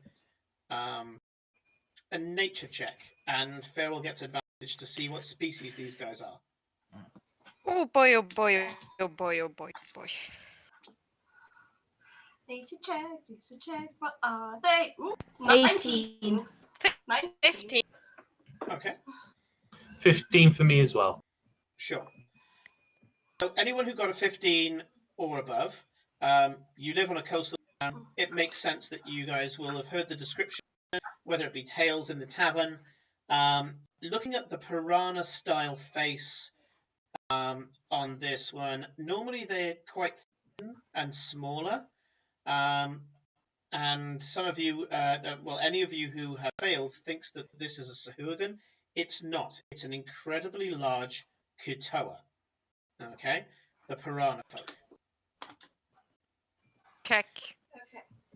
Okay. So, Felicia, I think like Murlocs, but overgrown. Yeah, that's what I was assuming. Think Murlocs, but not pathetic and And with better teeth. that's a... Yeah, it's just an even better reason to, like, slaughter them all. Because anything that has anything to do with Murlocs deserves to die. Horror. I would say these are piranha folk. They're more badass than any Murloc. So? He says with a bit of D&D pride. Are you gonna move Ida, by the way, or is he just gonna sulk in the corner? We're not going to need the map much longer, but I'll. I think he's gonna look. He's gonna look down at the dead person and be like, "You have the right idea. Kill me. Kill me now." No, that's such a good impression.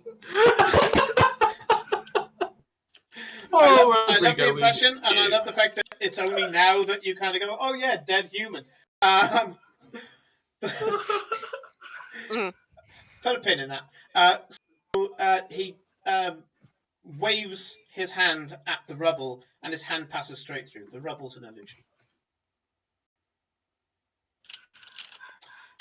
He turns to the water in general. He just kind of looks towards the trough of water, and he says, in Aquan, so again, only Thor knows, "I'm taking the landfolk down to the priest.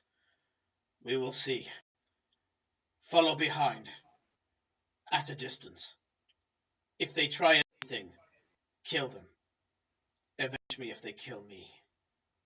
And then he walks down ahead of you, and you guys head further into the sewer complex. Okay. Oh, thank fuck we avoided that. Oh, God. I can feel my arsehole puckering. That's so stressful. That was probably just going to be the warm-up fight. We're going into the big one now, so Maybe we take a 5-minute break first? Absolutely. Please. This is a perfect Someone time to do that. needs to have their blood pressure drop. And I love the fact that you guys got the tension out of that I intended out of the encounter. So yeah, nicely done, and you didn't murder hobo your way through it all. I'm very impressed. So let me just load up the waiting screen. So Maybe like we did. so for everybody We've watching, made that mistake once, and it's traumatized my boy. He's determined not to have any more trauma, and you all make his life so hard. well, Just put it this to way, be fair, Farah. at that point, it was your idea to give Glory put in charge. So So, just have a moment to reflect on this as we go into break, right? I wrote this entire campaign with all of its encounters. I wrote it before I even met you all. So I didn't know that there was going to be a character that spoke Aquan. Okay? This would have just been a completely different situation, and it was only when I went, hang on, they've got a water genasi, that this even became an option. Okay? So, loving it. Love the randomness of it. As for everybody else, we will see you in about 10 minutes whilst we just kind of freshen up and stuff, and we will see you soon.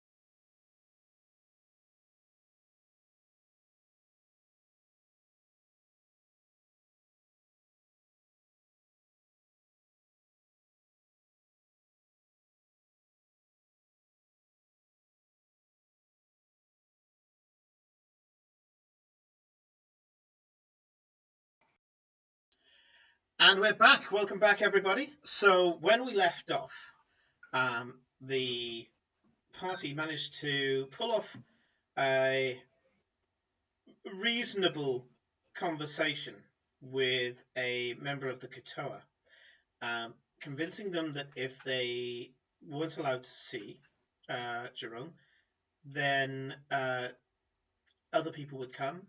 I've just realised I've been saying the wrong damn name. It's Tristane, not Jerome, Tristane. That's a completely different character, and I'm reading the wrong line. So, yes, sorry. Tristane is the name of the young man. You convince them tentatively that if you aren't allowed to see the sun, that other people will come and it will get very bad for them. Now, despite Farewell's best attempts, they don't seem to be scared of Farewell's portents, but they decide that no, this is worthwhile, and you have a feeling there's a certain amount of, well, we can still kill them if necessary. You follow this Katoa, this large muscular Katoa, through a number of different corridors, and I mean corridors. As I said, the stairwell that you walked into that had the illusion of rubble over the top had a look to it that suggested that it was there as part of the original construction of these sewers. And the corridors that you're walking through seem to be of the same build. I mean, they are square, they're meant for walking around. And you can see that there are long abandoned, and I mean rusted to the point where they're almost dissolved on the floor, hammers and pins and various other things that you would be doing. You can see have been just strewn about as they were clearly flooding this place and evacuating from it.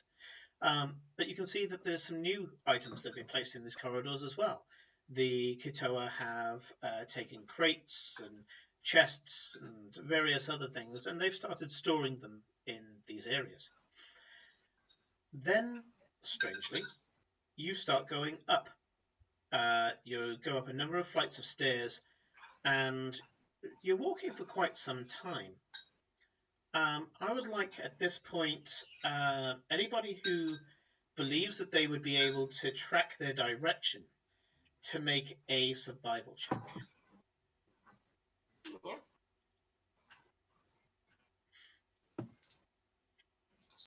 17. Only 10. Okay. 23 for Farewell. Hold on, I'm just going to do one for Iden. Sure. Iden gets a 6. Okay. He's lost. Yep. Yep. He is so lost. Iden doesn't even know which way is north anymore. He doesn't care. He's like, he doesn't really care. He's where's where's my wine? Yeah, my I wanted to say why is the rum gone? Because that's kind of so it. Why is the rum gone?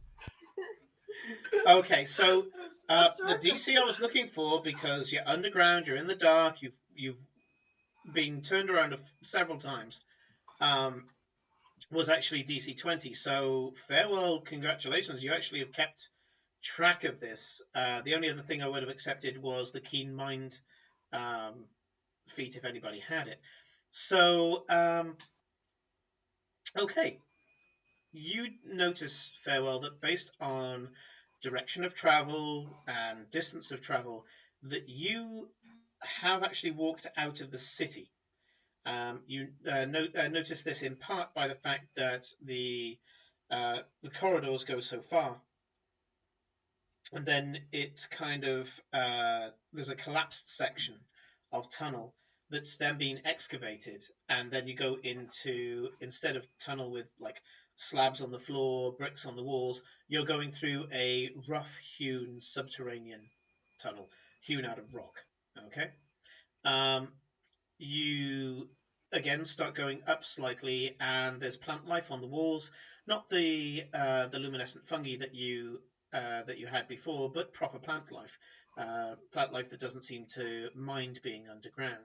So thin, weedy kind of vegetation that just seems to be happy to subsist off the moisture that is down here and any other nutrients that seems to be coming from the nearby sewer system.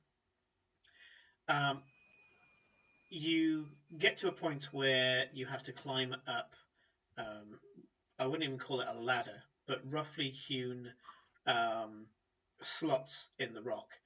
And above you is a strange sight, because it's in, as I say, this rough hewn rock. It's another one of these sewer manhole covers. The Katoa goes up first, taps on the sewer with the butt of his spear, on the manhole with the butt of his spear, and there's a a return knock.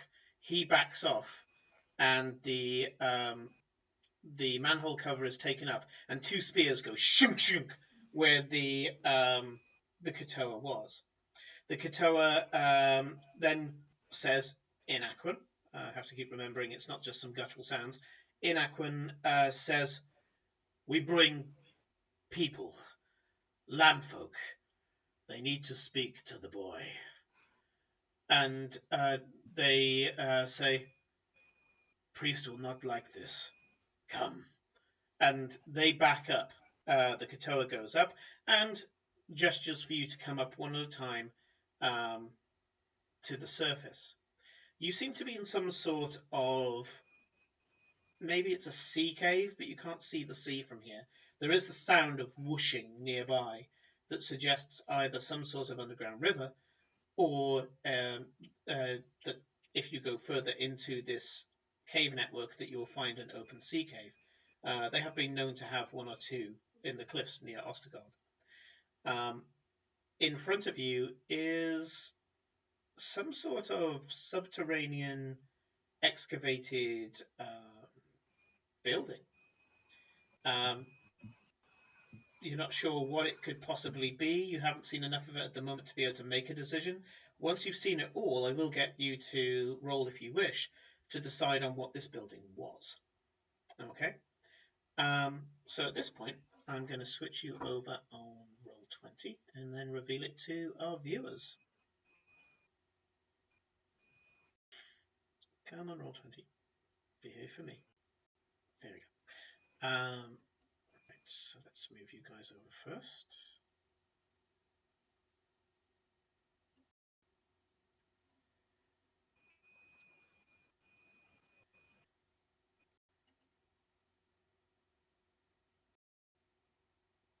It's been a bit jumpy, but touch wood, it's been behaving. Yeah, Roll20's having a moment. Yeah.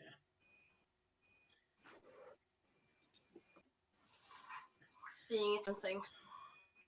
I did do very briefly a beta with something called, what was it called? There's another virtual desktop that's out there. It was all right, but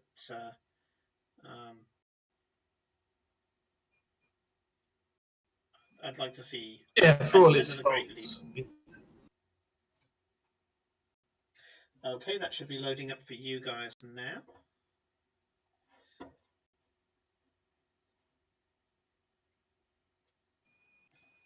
Oh boy. Yeah, you can see it. You can tell by your reaction. Okay. I'm going to reveal a little bit more of the map for you guys.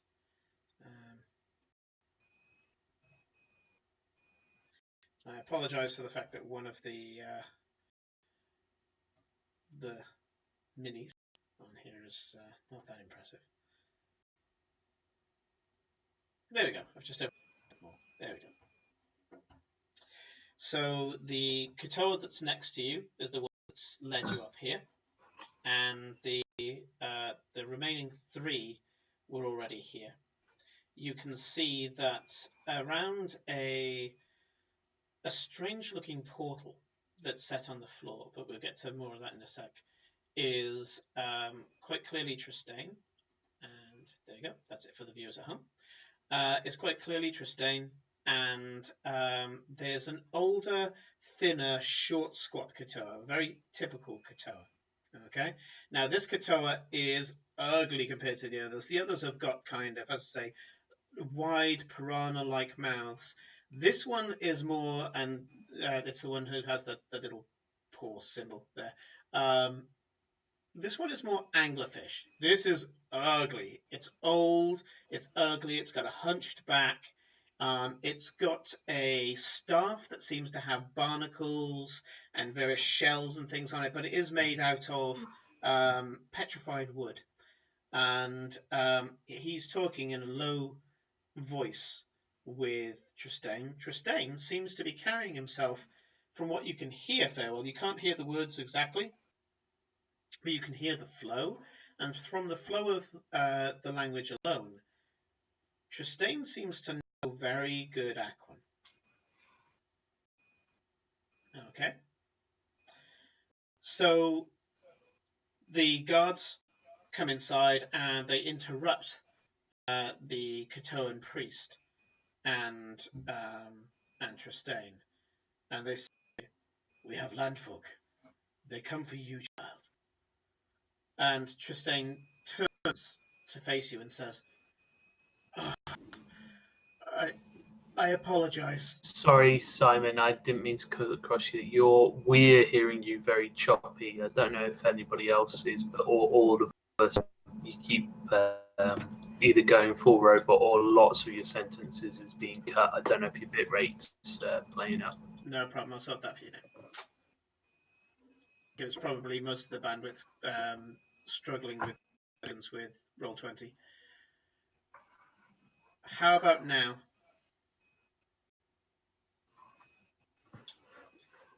How much of a cliffhanger do we want to make this? Can you hear me now? We want to keep going. Yeah.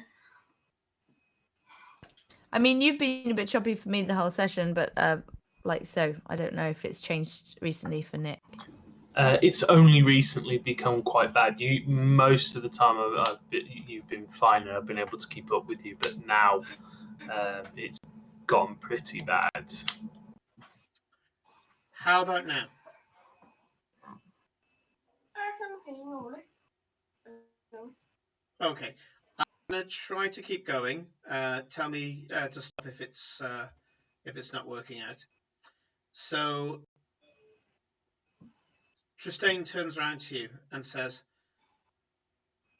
"It's sad that you came so fast. You have to be commended, but this is rather inconvenient. Who are you?" How are you doing?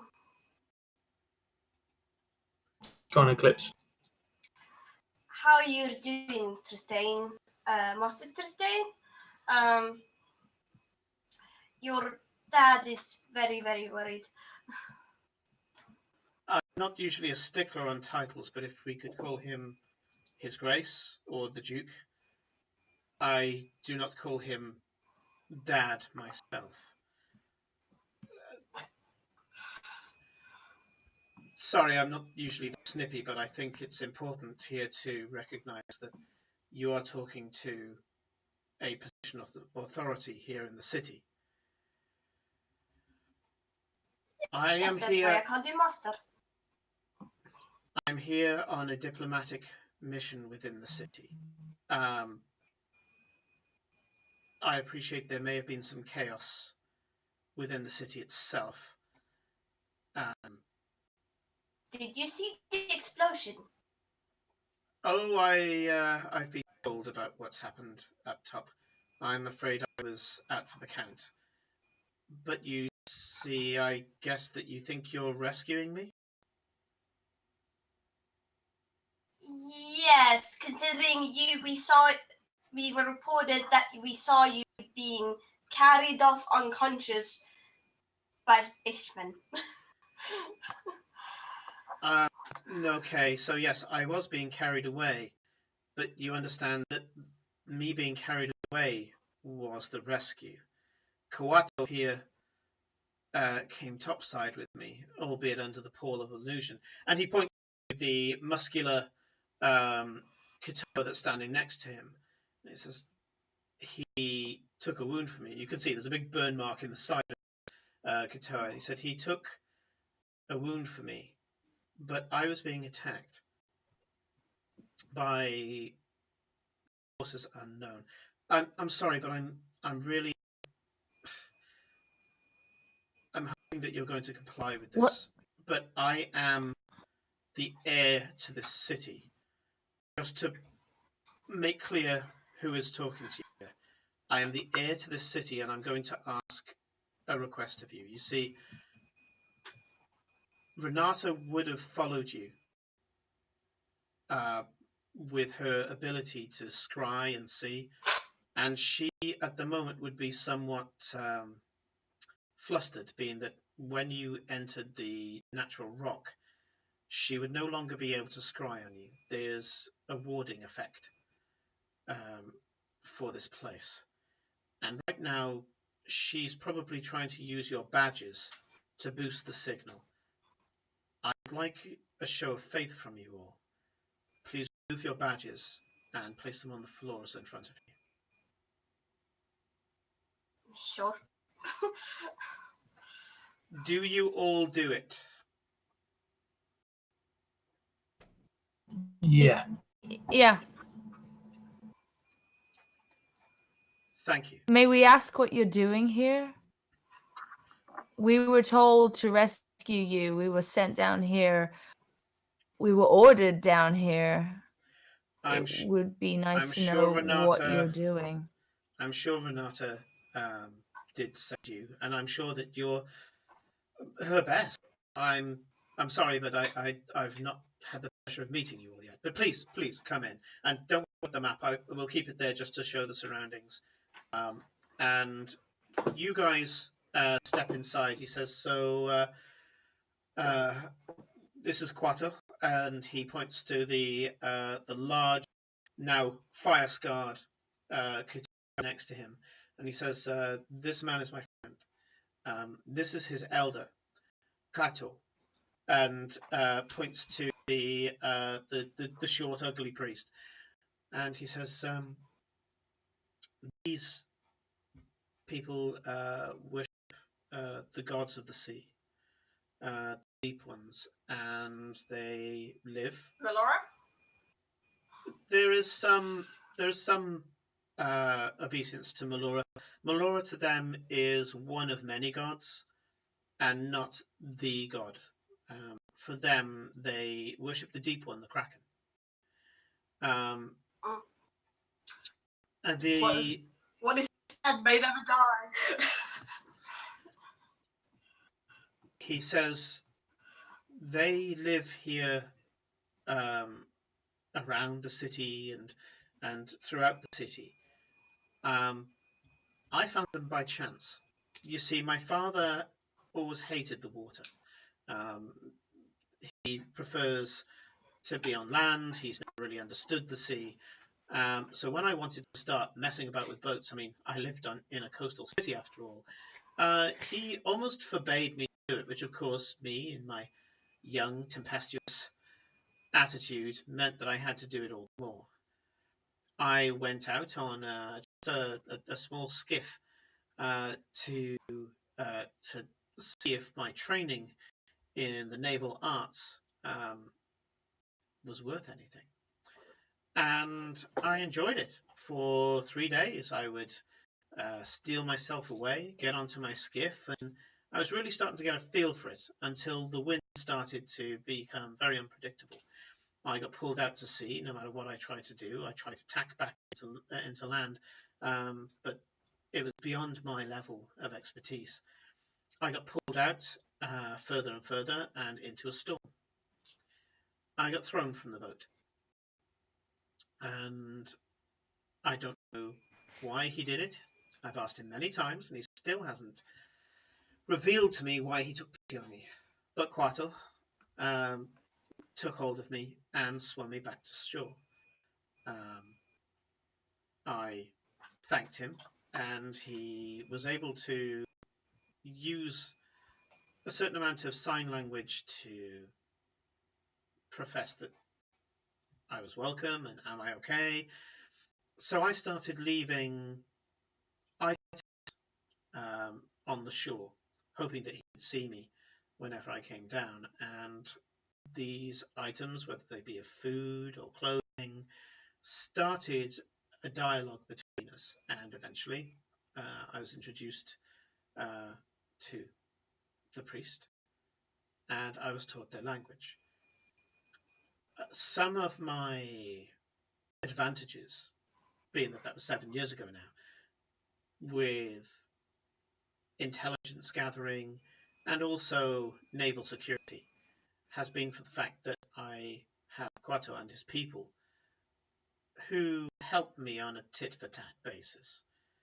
We've grown to have a respect for each other, and I've even managed to steer public works, sewer restructuring, and coastal defences and buildings in such a way that they are allowed space to hide and space to live. We live in a symbiotic relationship now. I doubt that my father would ever allow for them to walk around the city unchecked. And if he found out that there were ways into the city that could be used to a tactical disadvantage, I'm sure that my father would, well, what's the word? Flip his shit.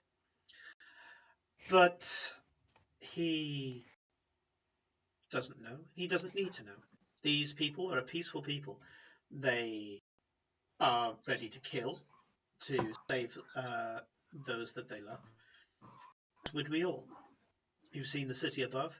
I assure you that they are far more civil than many that you would meet up in the city. I'm here for a very specific reason. You see, we've had some findings of strange aberrations beneath the city, and I believe that the arcanists of the city are to blame. I presume that you've seen the fish. Do you mean rats that are made of ooze and then bite you and give you diseases? I have not seen any rats, but he goes to a pile of boxes and things, puts his hand into what is a small barrel, small keg, and pulls out a purple fish. And he says, Oh, yes, those. Indeed. Simple life forms like this fish are not sufficient to sustain the behavioral patterns of the ooze. The fish get dissolved and replaced, but it isn't able to function. And when it gets broken, he snaps the fish, albeit that it's a bit kind of slimy. It moves like a fish. He snaps it, and it just turns immediately into this ooze that he then flicks off his hands. Mm. He said Yes, it might be slightly larger problem because we ran into rats that did support the ooze life form because they were alive and they were trying to kill us because ooze were giant rats. They normally do that. And yeah, they didn't really want to die. They had a thing about resisting what should have killed something normally. Yeah, I sorry. Besides, you go first. Farewell. You sure? Go on. Yeah. Yeah, no, you do. No, it's just that it's quite obvious that the oozes that were controlling the rats were byproducts of something greater. After all, no arcanist worth their salt would see that as a finished product. I get a feeling you're a little offended by that. A little. Tristane stares I'll at be Glory, honest. and he says, "May I know your name, lady?" I am Glory Testacoto. You seem to be quite insightful regarding this. Are you one of Miss Green's arcanists? No. Kind I of. do have a He lingers on you. interest in the subject. Okay, he lingers on you, and he says, Mhm. "You're quite right. I believe that there's some form of magical technology or magical experimentation within the city that is causing this waste to enter our sewer system and our water as well. It could end up poisoning us as a city. But remember that our sewers skirt around natural wells, and we make sure that the two never connect. But if all of a sudden this strange substance was to enter our fresh water system, this would be disastrous for us." And with the Question. explosions, you could connect the two. After all, if the sewer systems were damaged, it could easily lead into the wells. I'm afraid the explosion was probably the mistake, from what I've been told, of one of my father's agents who thought that I was in danger. The idiot didn't realize that I was being saved from another danger. So I've been sniffing around in the city, Hmm. and So, I've been pursued. I was quick so question first, just to out of character. Have Farewell and Cora told us about the strange red No. no, because They we have never not have told us had a about chance yet. Okay. Cora did ask Glory what she knew about Residium at one point, but that's the furthest they've gone. Okay. Yeah. So, Kate, you're about to say something. Yeah. Sorry, sir. You have told us twice now that you have been attacked. Should we not be worried about who this person is? If we were here to rescue you and not from these guys, then maybe from those others? Can you tell us anything about these other people? And why you were here, that would be useful. I mean, Well, it seems a strange place to run why? to. Yeah, and if all this conspiracy theory, why are you the only one who know about it? Wouldn't it be better that everyone in the city knows that there might be a potential poisoning problem? I will, in due course, report to the people that need to know about this. My father will be less worried about this until it starts to affect his hobby. However, I believe that if I go to the wrong people, I may inadvertently warn the people who are responsible for this. And so instead, I've been looking at trying to find the source myself before I go out and start making accusations. Remember, even though my A father fair is assumption. very powerful, there are other very powerful people in the city. For example, if I were to turn around and accuse Renata herself, which at present I don't believe that she's involved, she could do a lot of damage, and I would be in a lot more danger than I currently am. The assassin that was after me, some sort of spell knife. You know, I was careless, and he got the drop on me. Thankfully, as I say, I have friends and protections that kicked in, Quattle being one of them. I was taken to a place Does that my nobody spider knows. sense go off through this? Which spider sense? My Y class is my internal bullshit detector. Give me an insight check.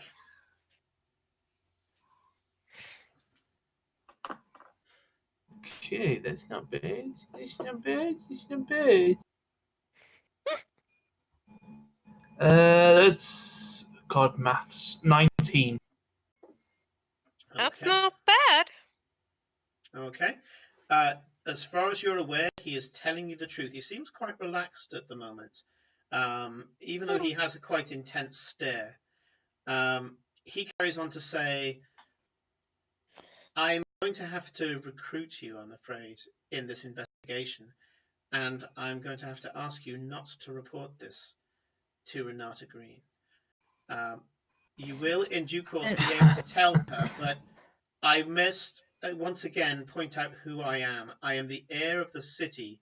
Renata Green is my vassal. Yeah, I'll be honest with you.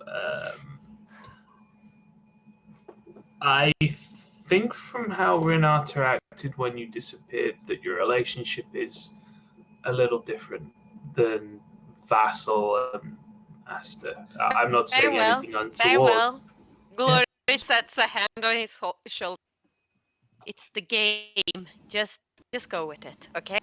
Oh, right, okay. I Tristane looks at Glory and gives a kind of weary, tired nod and says, yes, it is the game, but Renata Green... it's hard saying her second Does name. not play Renata. it as many others. Suddenly, Renata, yeah, go on. he pulls up a hand, opens it up, and a ball of light appears in his hand.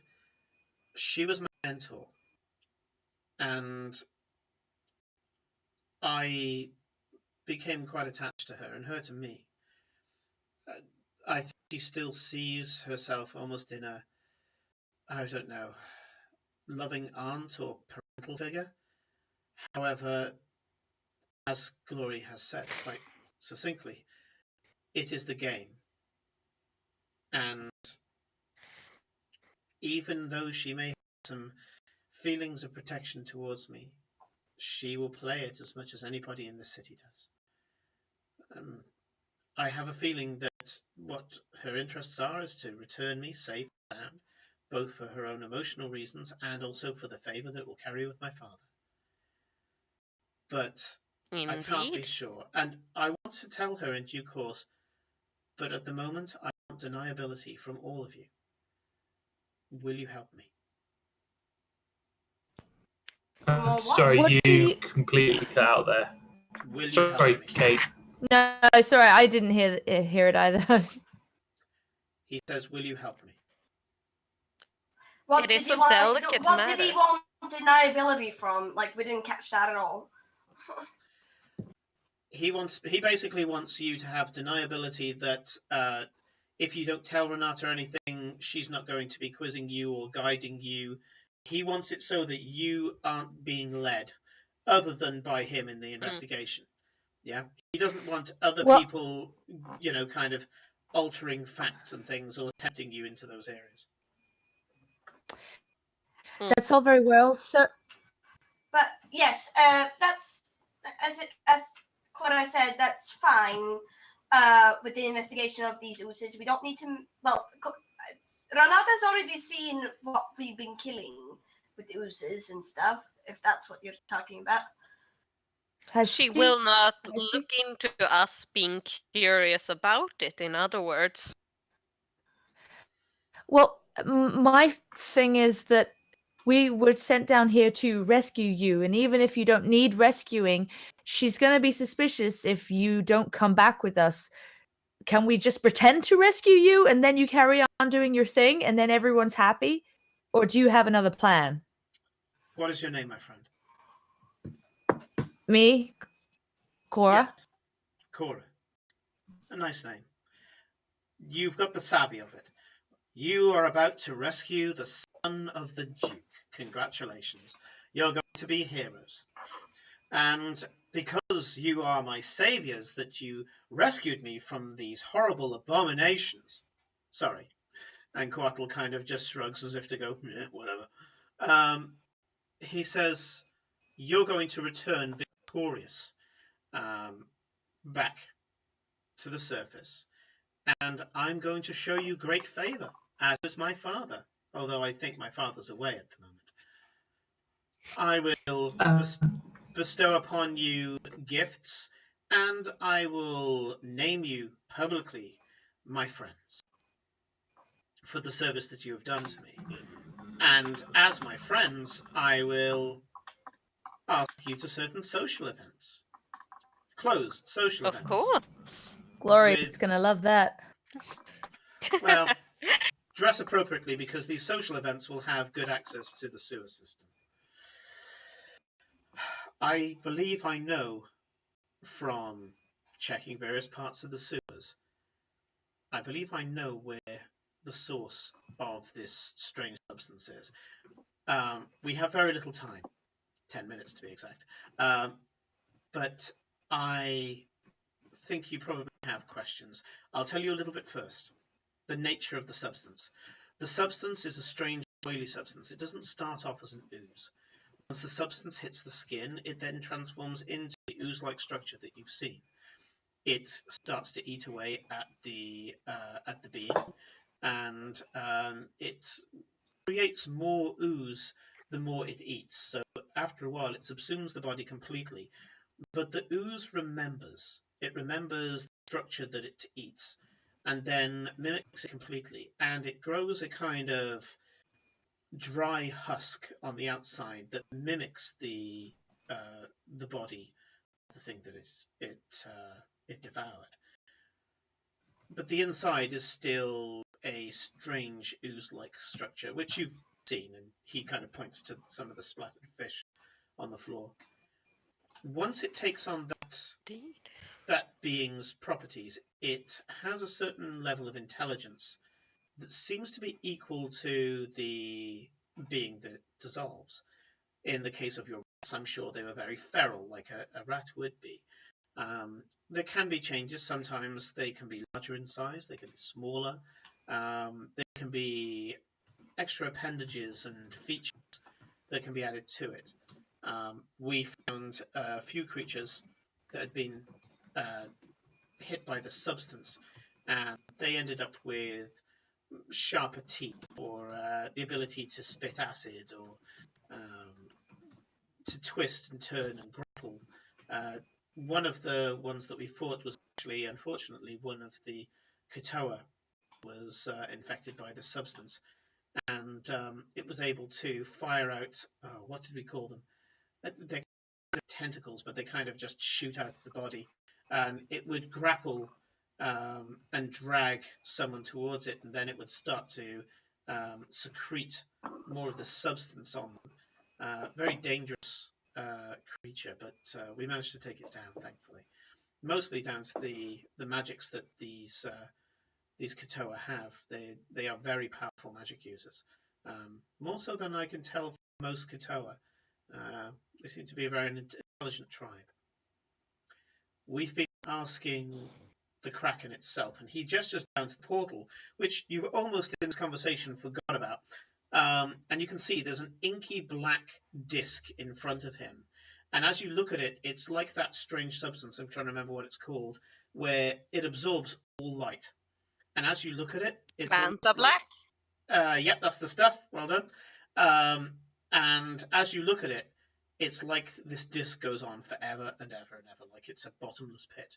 And he says, we've been asking the Kraken if it will impart any knowledge onto us as to what this is and how it could be defeated.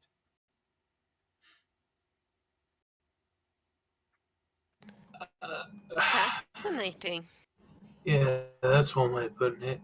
Do you have any questions? Many. And not enough time, I think, to answer them all right here. Well, we shall have to Have dinner you got? tonight. Have you got a good story as to what supposedly happened here? Because you know that if she can't scry into here, she's either already moving her people to get to where she last saw us, which means your friends could be running into a lot of her heavily armed fighting units, or she's going to want to interrogate us quite roughly as to what's going on.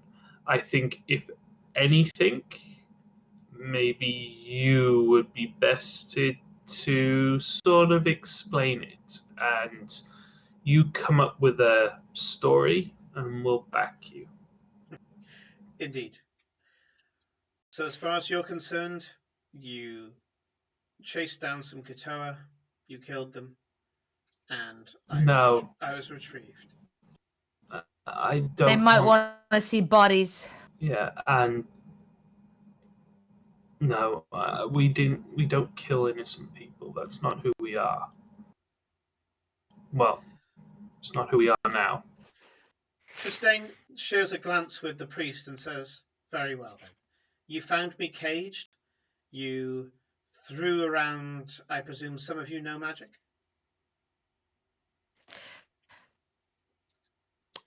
Can we, like, no disrespect, but I'm concerned that if she thinks you were taken by these people, she will send people to hunt them down. Why would she not? Guys, do you remember our first job? Yep. The Razor Boys. Mm-hmm. No, that was, Well, well, that was depends after if the you're talking first about the job. test. What Oh yeah. what about the first job, Glory? Remember the guy that I hit with my acid? Yeah, I still see that when I close my eyes. So We don't have to show bodies because there are none left. Oh yeah. I it think might be the safest thing. that is a possibility, but I do like the tack that you guys were making about not killing innocents and also not implicating my friends here. They're all going to beat a general retreat. They're all going back into the sea. We're going to have a cooling off period before we reevaluate our relationship. But you were talking about smugglers. We could work with that. There's actually we could probably make quite a positive out of this. He turns around and suddenly, and you're astounded, Farewell, by the proficiency with which he speaks Aquan. His throat starts to vibrate. You can actually see his Adam's apple kind of lurching up and down as he suddenly does this guttural set of air words and says, "Bring the body of the fallen one." They go to a storage area and pull out what seems to be a katoa that's made, and you can see injuries all over it, that's made purely out of this purple substance. Oh, Glory, wait. What was that girl you liked's name? Oh, I just realized you're still hunting Vetra. You might want to get them to stop that. Because I don't know who she's working for, but that's a lot of attention you don't need. He says, he points to the guard that's next to you, that the Katoa have all kind of relaxed themselves somewhat, and he says, "Go, tell them to call off the hunt. Let her escape." And they were there saying, "She will say that we were here." And he goes, "No, I've got this story covered now. I've been inspired by my new friends. We can use this Katoa, this false Katoa, made out of this material, and we can say that it was this that attacked me, not a true Katoa, thereby giving giving my friends a free pass out of here. They're not hunting down true Katoa after all. They're hunting down this horrible substance, these abominations. I'm sure that other members of the city will have met them by now, and if not, the rats that you speak of, I'm sure will be seen. So we will return with this false Katoa and say that it was some sort of demon. We will play a little ignorant with the substance that this is made out of. And we shall give Renata just enough that she can start doing her own research, which would be a benefit to me, without me having to implicate her. But also, I will not claim to be doing an investigation, only that I'm interested in the results. So I'll hand her the research, and then you guys can, socialize with me at opportune points. Does that meet with your approval? of course. You okay about this, Cora? I thought you didn't want to show this ooze creature, but if you're wanting to, then I'll go with that. It's the more we can tell, the easier it is. My thoughts exactly. I must admit, I'm doing this on the fly myself, but you've inspired me. If I trust you, we'll be able to pull the wool over Renata's eyes just long enough that she's very hard to do that to. Just long enough that I can then go and explain that I swore you to secrecy, which she will respect. She's somebody who values her secrecy very highly. So, Are you ready to be heroes? Always. Apparently we are, despite having worked for this lady for, I think, a week. Yeah. We are apparently the best of the best. So, Welcome to the city, where Let's go. opportunities fly past. You either run fast and grab hold with both hands, or you get left behind. Opportunity in this community. Or you die trying. Right. We need to go through some finer details, but we can do that on the trip back. We'll have to be lugging that thing back ourselves. And he says, I just need to get one thing. Please bear with me. Oh, and try not to be shocked. He starts to chant something, priest, and a giant tentacle comes out of the dark disc. And the tentacle's wrapped around an object, a chalice, rusted, partially broken, with like a rusted, sharp rim. You never want to drink from it. You'd get like tetanus and probably cut your lips open. And he says, I'm thankful. And the tentacle places it in his hands. He takes it, puts it in a bag, and says, let's go. And with that, I think we are done for the day. We'll have more questions with Tristane on the way back at the beginning of next session, and then you guys can head your way off into the city and resolve certain other things, like certain cats. This was a mini dungeon, as you probably already guessed, Break. and you, through role-playing, have managed to avoid certain fights, but also got yourself deeper, far deeper, into the machinations Oh of the God, city. who are we signing up to now? Oh my God, we've made so many deals with the devil. I'm losing track as to who we're supposed to be dealing with. the All of whole them. city is a devil. Yes. Oh my God, we are. Yes. Sometimes Oh, We fuck. are Glory the has shit. to tell you that we're playing the game.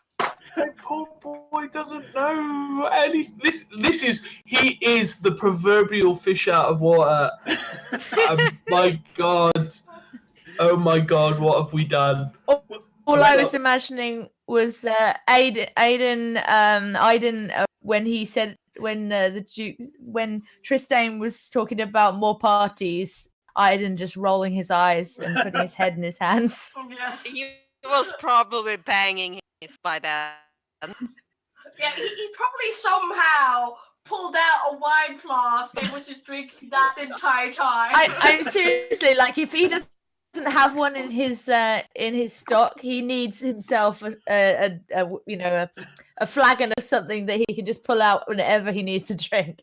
He's got to be the knot of this group. A flask of unending whiskey. Yeah, It's. totally. Oh So, my God. You What? guys have probably gathered that you're getting close to one of the main stories going on in Osterfield now. There's a few things that have started pulling together where you're getting certain clues and certain events going off. Yes, everybody wants a piece of you. That's what a city is. And one of the things that made me laugh right from the start is that Glory started calling it the game. Oh, it's the game. And I was just there kind of chuckling to myself saying, yes, but the game is the game. What she's referring to as the game is this game. So, yes, you've been courted by a number of people. No. Some people you could have told to just fuck off, and you could have just dealt with just a small amount of people. But now you've got people who are very, very interested as to what went on. And, you have and I say we'll do this at the beginning of next session. You have a small Q&A that you can have with Tristane in a place where no one else in the city can hear you. Okay? Not even by magical means. This natural rock structure has effectively the non-scrying place. What is it? It's magical sanctum. I think it's Mordenkainen's sanctum is effectively in effect here. So, you get to have a quick Q&A, which, where you can almost guarantee that it won't get back to anyone one else. of the most with one of the most influential people in the city, since he's the fucking heir to. Oh Yeah. God. Okay. Oh boy. Have we stopped streaming, or are we still streaming? We're still We're streaming still at the streaming. moment. Okay. Yeah. So for everybody who's watching, because I thought they boy. might want to hear it into this conversation. Oh, by the way, because I know it's important to Glory, Vetra survived. Okay. Hey! I got a second date. I think. Oh, I Maybe. didn't say that. Hopefully. um, okay. Because Let's for I the don't know about viewers you, because but we this have more chase was conversation as it ends. For the viewers, thank you very much for joining us. I was stupid and didn't charge my tablet, so I haven't been able to watch the chat. But Rattle, who had to leave apparently, I hope you're well, dude. Thank you very much for turning up. And Rattle's partner, who I haven't no idea who they are, Shrine. watching as well. Shrineheart. Oh, She has really cool art, and you should check her out at Shrineheart on Twitter. That's where she is, and she has cool art. Perfect. Go pay her money to make the art. Cool. I will take a look myself. Hashtag not sponsored. And we'll flash up her details on the next stream. Thank you very much for joining us. I'm hoping you're enjoying our poor party members getting into deeper and deeper situations. Trauma! And Hashtag not sponsored. I can promise you that the next two sessions are going to be interesting. Certainly something's going to happen in the next two sessions that I've only ever done once before, and the fact that I'm doing it on a stream is making my head hurt. So good things to come, and we'll see you all soon. I'm scared. Yeah, So me am too. I. Bye, guys. Bye.